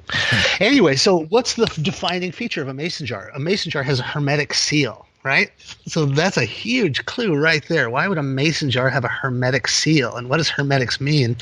And so what episode 5 and 6 are about, what we're culminating about, is the most taboo and the most contentious subject that there is in this Christian, post-Christian Western world, that acknowledging sexuality is an important part of opening this door to higher states of consciousness. So the Taoists and the Hindus and the Kundalini, the Tantric traditions, the Vedic traditions, all have this weird circuitry of the Ida and Pingala. It's the circuitry of the caduceus, the two snakes wrapped around the central pillar. Wow. So there's a threefold nature there. So anyway, those circuits, one connects to your pineal gland, one connects to your pituitary, and then the central sushumna connects to your thalamus.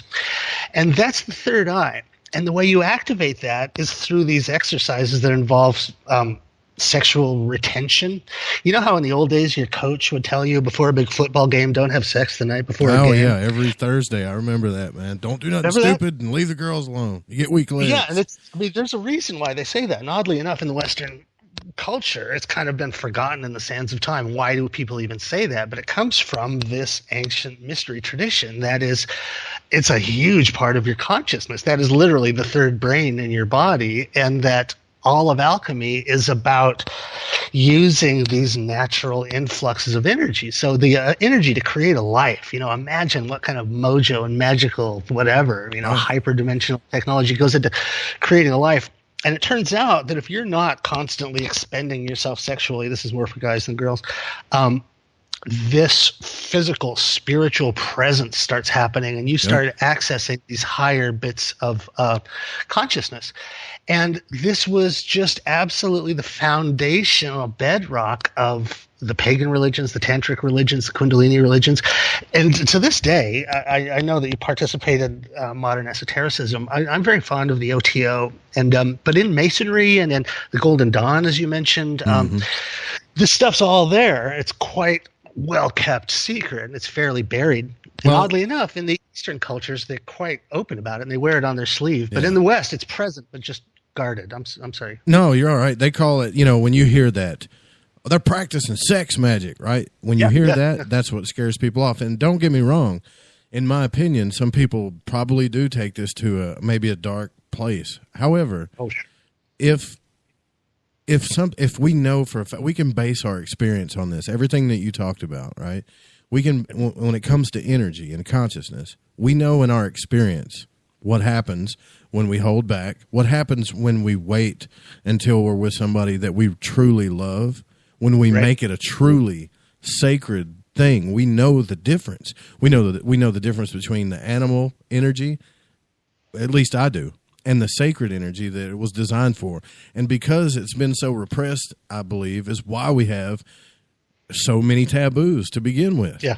You know what I'm saying? Like, we're ashamed of it.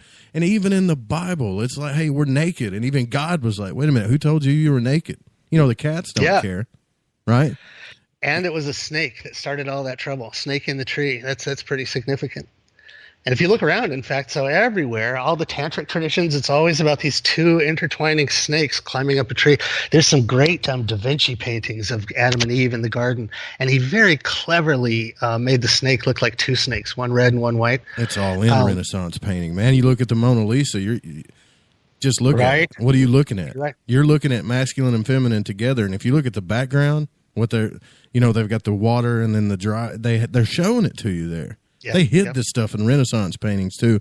And when I had Lon Milo Duquette on the show, he just busted it out. He said, "Look, we're inside of creation. We're inside of one gigantic energetic orgasm." That's what he called it. That's what he called reality.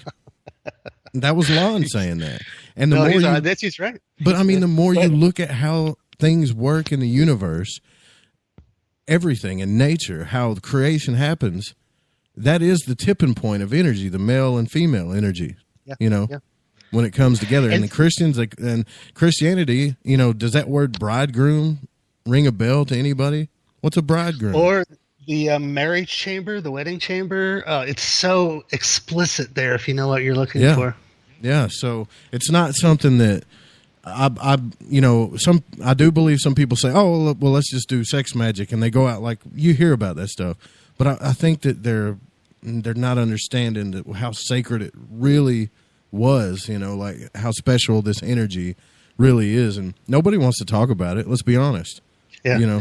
And how powerful it is. So just like you'd said, that naturally creates this vacuum for crazy people and charlatans. And there are a lot of those, just an infinite sea of those people. But for earnest people who actually want to know what this culture was about, it's all right there. And if you don't make a circus out of it, it's this thing that takes place entirely in the privacy of your own body.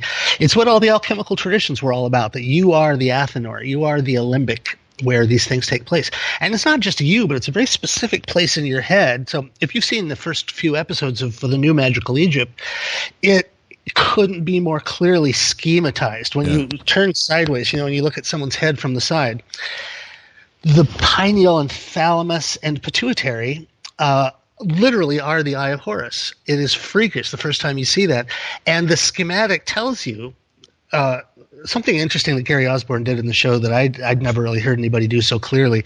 He married that Egyptian magic to the Hindu and Tantric and Kundalini practices of yoga, where the nadis, you have the Ida and Pingala and the Sushumna. So the Ida is I may get this wrong, but the Ida is the feminine polarity and it attaches to your pituitary gland. The Pingala is the male and it attaches to your pineal. And then the Sushumna comes up and attaches to your thalamus. So if your body is purified, if you've charged your battery, sexually speaking, if your battery is full, so you have this full spark, your blood becomes this purified fuel. And you have gas, oil, and spark, or as the Freemasons say, corn, oil, and wine. Every time Freemasons build a building, they do a ceremony with corn, oil, and wine. Brahma, Vishnu, Shiva, Jesus, God, and the Holy Spirit, all of these things are metaphors for your pineal, pituitary, and thalamus, and the three in one, that holy trinity, that when you get them all synergized, they become this thing. And literally this thing that looks like an eye in the middle of your head opens up and you start noticing or seeing things. And it kind of, I can't decide if you're seeing things that are actually on a non-physical plane, but that's where intuition and epiphany and all these things that were presented to us as supernatural nonsense, they're all dormant, not so dormant, faculties of consciousness. And so when the 60s came along and all of a sudden, LSD and mushrooms and stuff like that, those are like a Viagra for your third eye. And so it was just impossible for us to scoff at the idea of an open third eye after the 60s happened, because everyone that trips gets an experience of what happens when your third eye's open. And what is that stuff you see? I couldn't begin to guess what you're actually looking at. But that was it. And all of this tradition that went into showing people, here's the parts of your brain, here's the circuitry in your body. When you do these certain things and amplify yourself and charge yourself up like a battery, you will open this door in your head that takes you to a place that and it's what all the great artists, all the great poets, this moment of clarity and intelligence. And, people use that that term, the Akashic records. Different people call it different things, but there's just this access to a type of consciousness that is the goal of esotericism. And it's not about spells, and it's not about winning the lottery, and it's not about cursing your neighbor. It's about this series of schematics that are told in symbolic form that teach you about your own Athenor and teach you how to do this alchemy that will produce this emergent property of consciousness where you can do things that seem supernatural. There are people out there that understand this. There's a lot of people on the magic mysticism kick that I think are giving out misinformation. They're getting a little bit, I guess what you'd say, too new agey, and they're missing the real true teachings. But then there's other people out there that understand the energetic nature of consciousness, right? And like people like Jason Quitt, people like you, people like John Anthony West understood this. Didn't talk about it much, but he understood it, and he did understand it. And you can look at the temperance card on the tarot, and you can see the male, the female. You can see all that on the card with the Holy Guardian Angel at the top. You can draw the triangle there. And what magicians would do, and I've tried to express this, and people get so confused, but magic is all about using those two energies, right? Force and form. This is what I had a magician explain it to me this way: force and form. Think force male and form female. And this is why they would do their, rituals and mantras and smells and everything, and get that going and put on a play, so to speak, during certain alignments and stuff to tap into that female artsy type energy, but still yet they were using form too by triggering their subconscious. And then when it was all over, they let it go into the universe. They just let it go. And then it would come back the way it was supposed, if you did it right. And then, you were speaking about theurgy. Theurgy is one of the things that fascinates me, where they actually invoke different sets of consciousness, And if you look at through the levels of this stuff in the Kabbalah and through the grades of initiation, it's all about preparing your body for this fire that you're talking about, right? So you're ready for when it happens. Because everybody's trying to trigger it. I mean, if your body's not ready for it and you just blow this thing up, some bad stuff can happen, man. You can end up in a padded room. I hurt myself the first time. I was just stark raving mad for about 2 months. I'll tell you a quick story, it's really a analogy or a metaphor. But it's true. If you take a torch, like a wood, remember the old days, you'd see people in a search party and they have torches. If you take a torch and you dip a rag in gasoline and then you wrap it around a stick, if the gasoline is purified, the torch will burn forever and it never burns the rag. But if the gas is dirty and there's imperfections in the gasoline, it burns up the rag. So your brain and your nervous system are the rag. And if they're not purified, you really do hurt yourself. There's extremely fine filaments and synapses and nervous system structures that you can burn out. And it's a weirdest thing, and it's very recognizable when somebody has Kundalini sickness, when they've done these things in a half-assed way without doing the preparation. Oh, yeah. It's just like anything. It's just like karate. It's just like learning to play guitar. Everybody wants to start out doing the Jimmy Page stuff, and nobody wants to sit and work on their scales. I've had friends call me, Chance, on the phone after this has happened to them and started talking mad things, man. Like, I can hear these people talking to me, and I went to where God was, and and their kids are all worried and stuff like that. And I'm like, oh, no.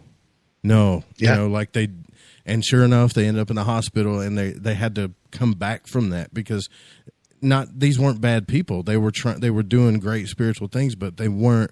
I just don't think they were ready for it. And I think I'm just afraid that we need to. I love all this information, Chance, I do, but I think people need to take the time to learn the path of the work. Like the Egyptians knew that.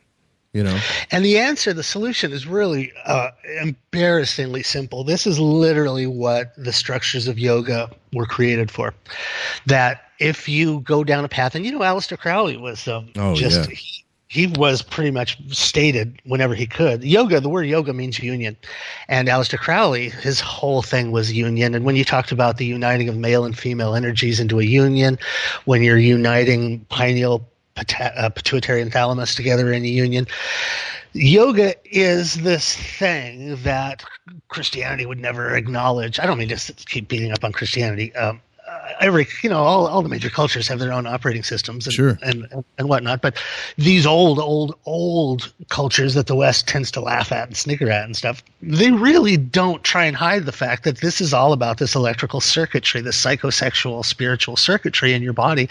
And that my friend Aaron calls it polishing the mirror. You're not trying to make something out of yourself that isn't already there. What you're really doing is removing all the gunk that clouds your mirror. So when you stop eating McDonald's, when you purify your blood, when you exercise, when you stop drinking, that's a huge hurdle that holds people back. And it's fine to drink. There's nothing wrong with drinking. But if you want to adopt the identity of a magician or an esotericist, there's some things that you have to give up. That idea of sacrifice, there's some things that you have to give up, but you're giving up, a little toy scooter to get a Corvette back. The thing that you get in return after a while is so much more than what you gave up.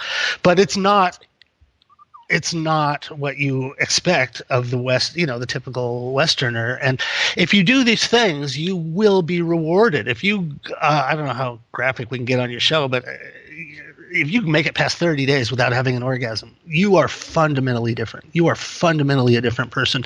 And from there, what happens on 60 days? What happens in 90 days? What happens on 120 days? Your energetic body is totally different. I can tell you from firsthand experience.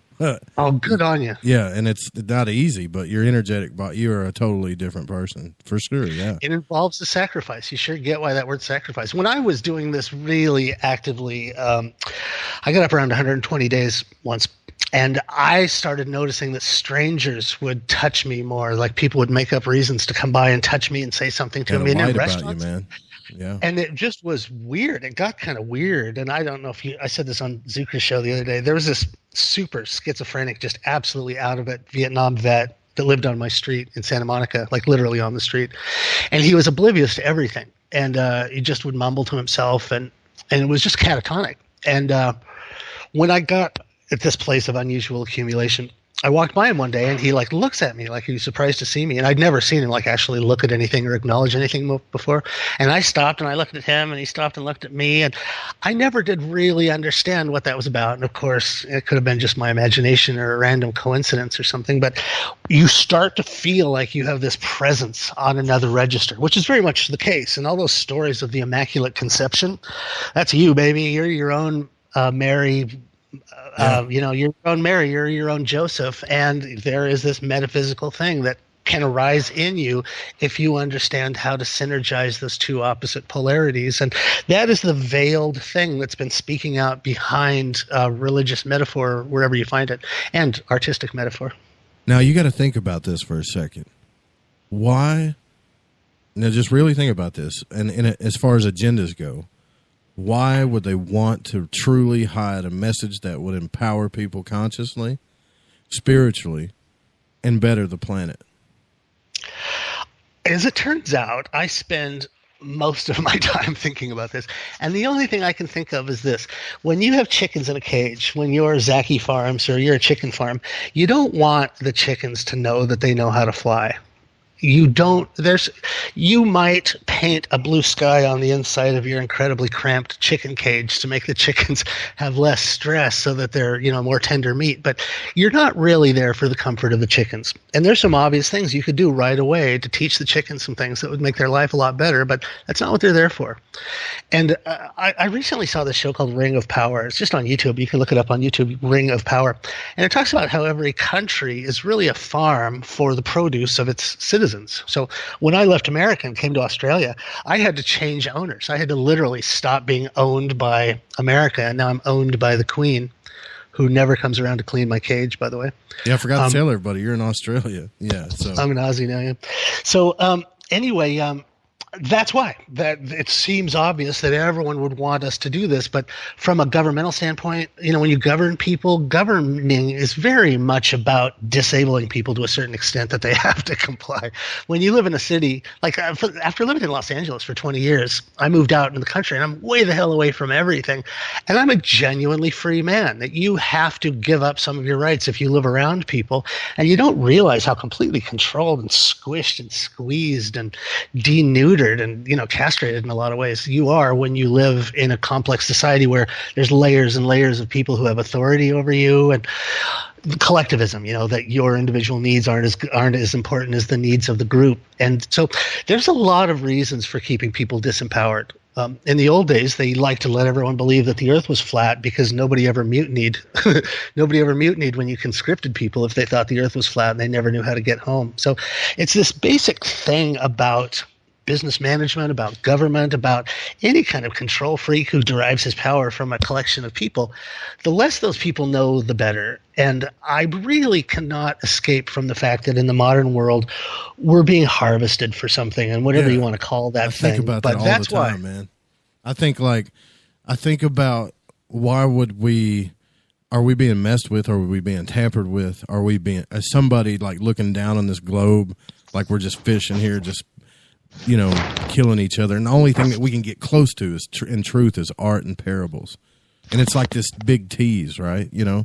Where you're constantly searching for the truth. Well, this parable, but see, now I think we're on to something here. I think that it's coming out, and you, John, and everybody that's not afraid to say, yes, I look at occult studies. Yes, I understand the secret teachings, or I'm beginning to understand them. Here's what they are, and I'm not afraid to say it. Yeah, that's going to change a lot of things.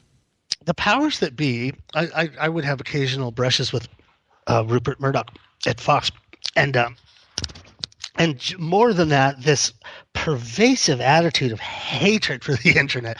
People in media and people in television hate the internet and been trying to destroy it ever since it got up, because you cannot control the flow of information anymore. And I think in a certain sense, you don't need an occupying army, you don't need force if you can just control the flow of information to people.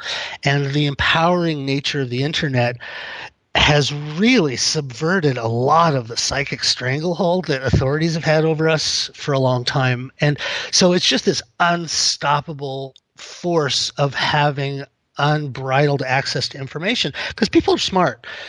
Groups of people are stupid, crowds are stupid, but people are smart and people are curious. And when the internet came along, I don't know if people are acknowledging what an utterly godlike transformation has happened to us, where now you have access to all information.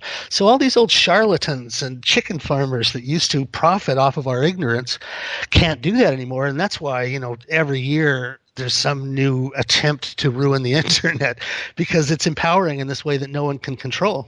Do you think that, if you look at everything, even the ancient Egyptian cultures, there was an age of everything. And right now we're in the information age. And I don't say this to be negative, but every age is ended by some power control structure. Do you think that the information age is going to be stifled as well? They're sure trying. I mean, you get that sense of an epic battle, and it's only because of, I don't want to say this in any way where I feel like I'm glorifying myself, but because of John West and because of these people that absolutely didn't mind getting beaten on, and it's vicious. A lot of these people that go into these spaces, they would destroy you if they have a chance, and it's not it's not a casual thing. I ruined my life in a lot of ways when I left the network. I was making so much money at the network, and I left to do this thing that was right. And there's a certain way or direction from which you can look at my life and that say this guy ruined his life by deciding to tell these stories. But I grew up in the 60s, and to me, my heroes were the counterculture, William Burroughs and all of these people that, the Beatles, of course, forget about it. And all of that, Black Sabbath, like you said, and those thinkers, and they were deviants and they were troublemakers, and all of that did was restore the wholeness of people. Because if you watch movies from the 50s where they couldn't even show a man and a woman in the same bed together, you had to split the beds apart just for ideas of insane decency and stuff, that really leaves an incomplete psychotic person. And that we just have these natural tendencies towards health and wholeness. And if you just give people access to raw information, they're going to grow in these very unexpected but very admirable ways. And I think that's what we're seeing now. But I definitely see that the old school that used to benefit from our ignorance, they're not happy about it. And they're never going to give up trying to kill it or outlaw it. What do you contemplate on most, Chance? What's the one thing that boggles your mind the most? our relationship to aesthetics. There's nothing about survival that would make us have such a relationship to beauty. And it, I think, is a demonstration of, I hate to use the word spirituality. Spirituality was ruined for me when I had to, when I was forced to go to Christian Bible school and stuff. Sure. But there's something higher than regular intellect where your sense of aesthetics, your sense of humor, your sense of being kind to someone even though they're an idiot, or your sense of not punching someone even though they deserve it.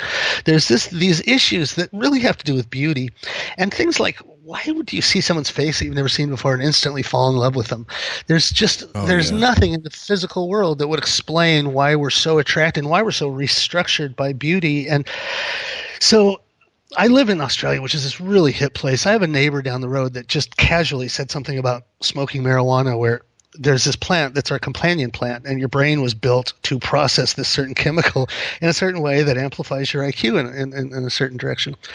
And that there's just so many of these things that would lead us to believe that we're part of this big machine and that we're this prize gear in the watch, but somehow modern society has isolated us. So to answer your question, here's what I think about a lot. Fruit grows for free. Food grows for free, and yet we're so removed from that nobody knows how to grow a garden anymore, and that you can't just grow a tree. Vanessa and I just bought a chili seed, or this little chili plant. It was about 2 inches tall last year, and now it's like this 5.5 foot tall thing that just rains chili. And it just, this one little thing made me realize, how did we get so removed that we could grow all the food we wanted? It's the best food in the world, if you have fresh live food. Why do we go to the store and buy crappy, poisonous, artificial stuff that's flavored and colored to look like food, and we spend money that we have to go and give up our days to get a wage to trade for this crappy artificial food, when we should be part of this machine that's a self-reinforcing, self-perfecting machine that gives you all the food you need? All you have to do is put a seed in the ground. How did we get to this place where we're so removed from nature? And it fascinates me. And when I met Rick Strassman, the DMT guy, and he said all plants have DMT and all animals have DMT, yeah. And it kind of made me wonder if maybe everything, because out here there's nobody around. There's just us and a bunch of birds and a big lizard, and they were all creatures, just like people at the bar. But you don't realize till you get away from civilization that animals are just as conscious and they have just the same personality, and they all seem to know what you're thinking, but you don't know what they're thinking. And somehow, even in a psychic way, we've been separated from this kind of like a radio frequency of consciousness that connects us all to everything. And there's something about the industrialized world, and this is where that whole idea of alien manipulation comes in, that something happened to us to put us outside of nature, and I'm fascinated by that. Nature's everything, though. I mean, if you look at it, it teaches us. Like Manly P. Hall says, I have it in a quote in the intro. Nature is the teacher. If you just take time to look at it, it teaches you everything. And I mean, I think the Egyptians, they understood that, and they also studied the human body. They were deep into that.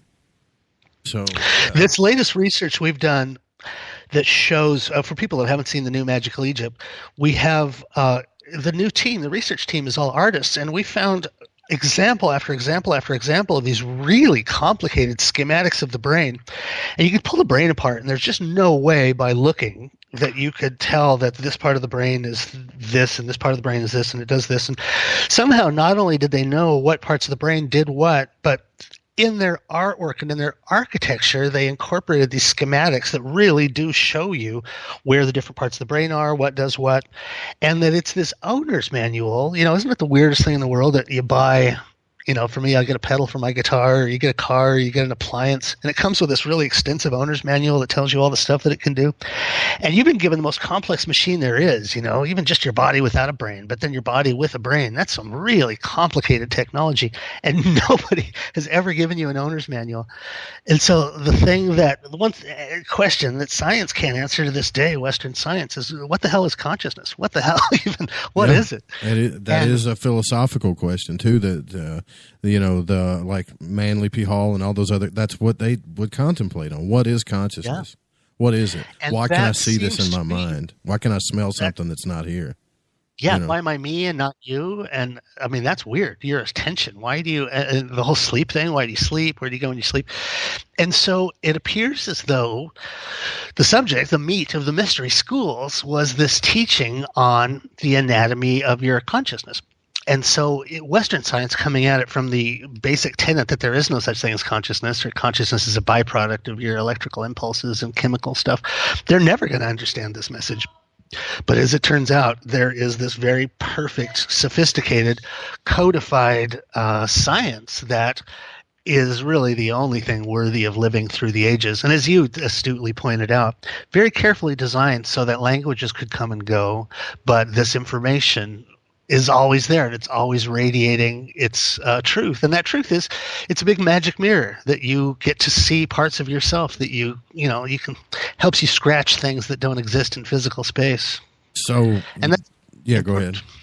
That's all. That's just the most important thing there is, in my opinion. Right. I'm with you there. And you know what? Unfortunately, we're at the end of the show, man. That's how, all right. That's how fast it goes by. It goes by that fast. But, everybody go to magicalegypt.com. If how can everybody find your stuff other than that website? Or just let them know how they can find you on the web. It's www.magicalegypt.com. It's all right there. Vanessa set up an amazing streaming port, so you can go there and have the experience. You can buy the DVDs there if you want to have a hard copy of stuff. And then there's shirts and swag and stuff like that are kind of, if you want to identify yourself as one of those freaks that doesn't buy the official story about Egypt, you can get stuff there. And hey, I've had a good time, and I really like where your show's going. So if you want to pick this up later and do absolutely. a part, yeah. I'm all over it. And because Chance is so cool, if you put in the code word fringe, I don't know how long this is going to last, so you better take advantage of it. You're going to get 10% off. If you haven't got Magical Egypt 1, start there. Get that. You could go right into 2 though easily, but I would get 1 and get 2. And there's other video series on there. There's the Thoth deck with the Alchemy series from Lon. There's you got all kinds of cool stuff on the side. I recommend anybody go. And thanks for coming on the show. It's been a blast, man. As my friend Lon says, folks, I'm not asking you to watch the shows. I'm just asking you to buy them. Yeah, right on. Right. Whenever you travel with Lon, that's the best thing he does in his book signings. Folks, I'm not asking you to read my books. I'm just asking you to buy them. Yeah. Thanks for coming care. Out, man. But my friend, thank you, and keep doing the good work. All right, brother. Thank you for coming out. We'll do it again. Cheers. All right. All right, guys, that's the end of the show. Tomorrow night, we're going to have Jason Miller on. And don't you forget that this was produced and written and copied, I guess, copyrighted by me. The Fringe FM cannot be reproduced or rebroadcast without written permission. That's how you say all that stuff. Music was by Spaceboy, Chronox, and Kevin MacLeod. Don't forget, spaceboymusic.com. We'll see you guys tomorrow night.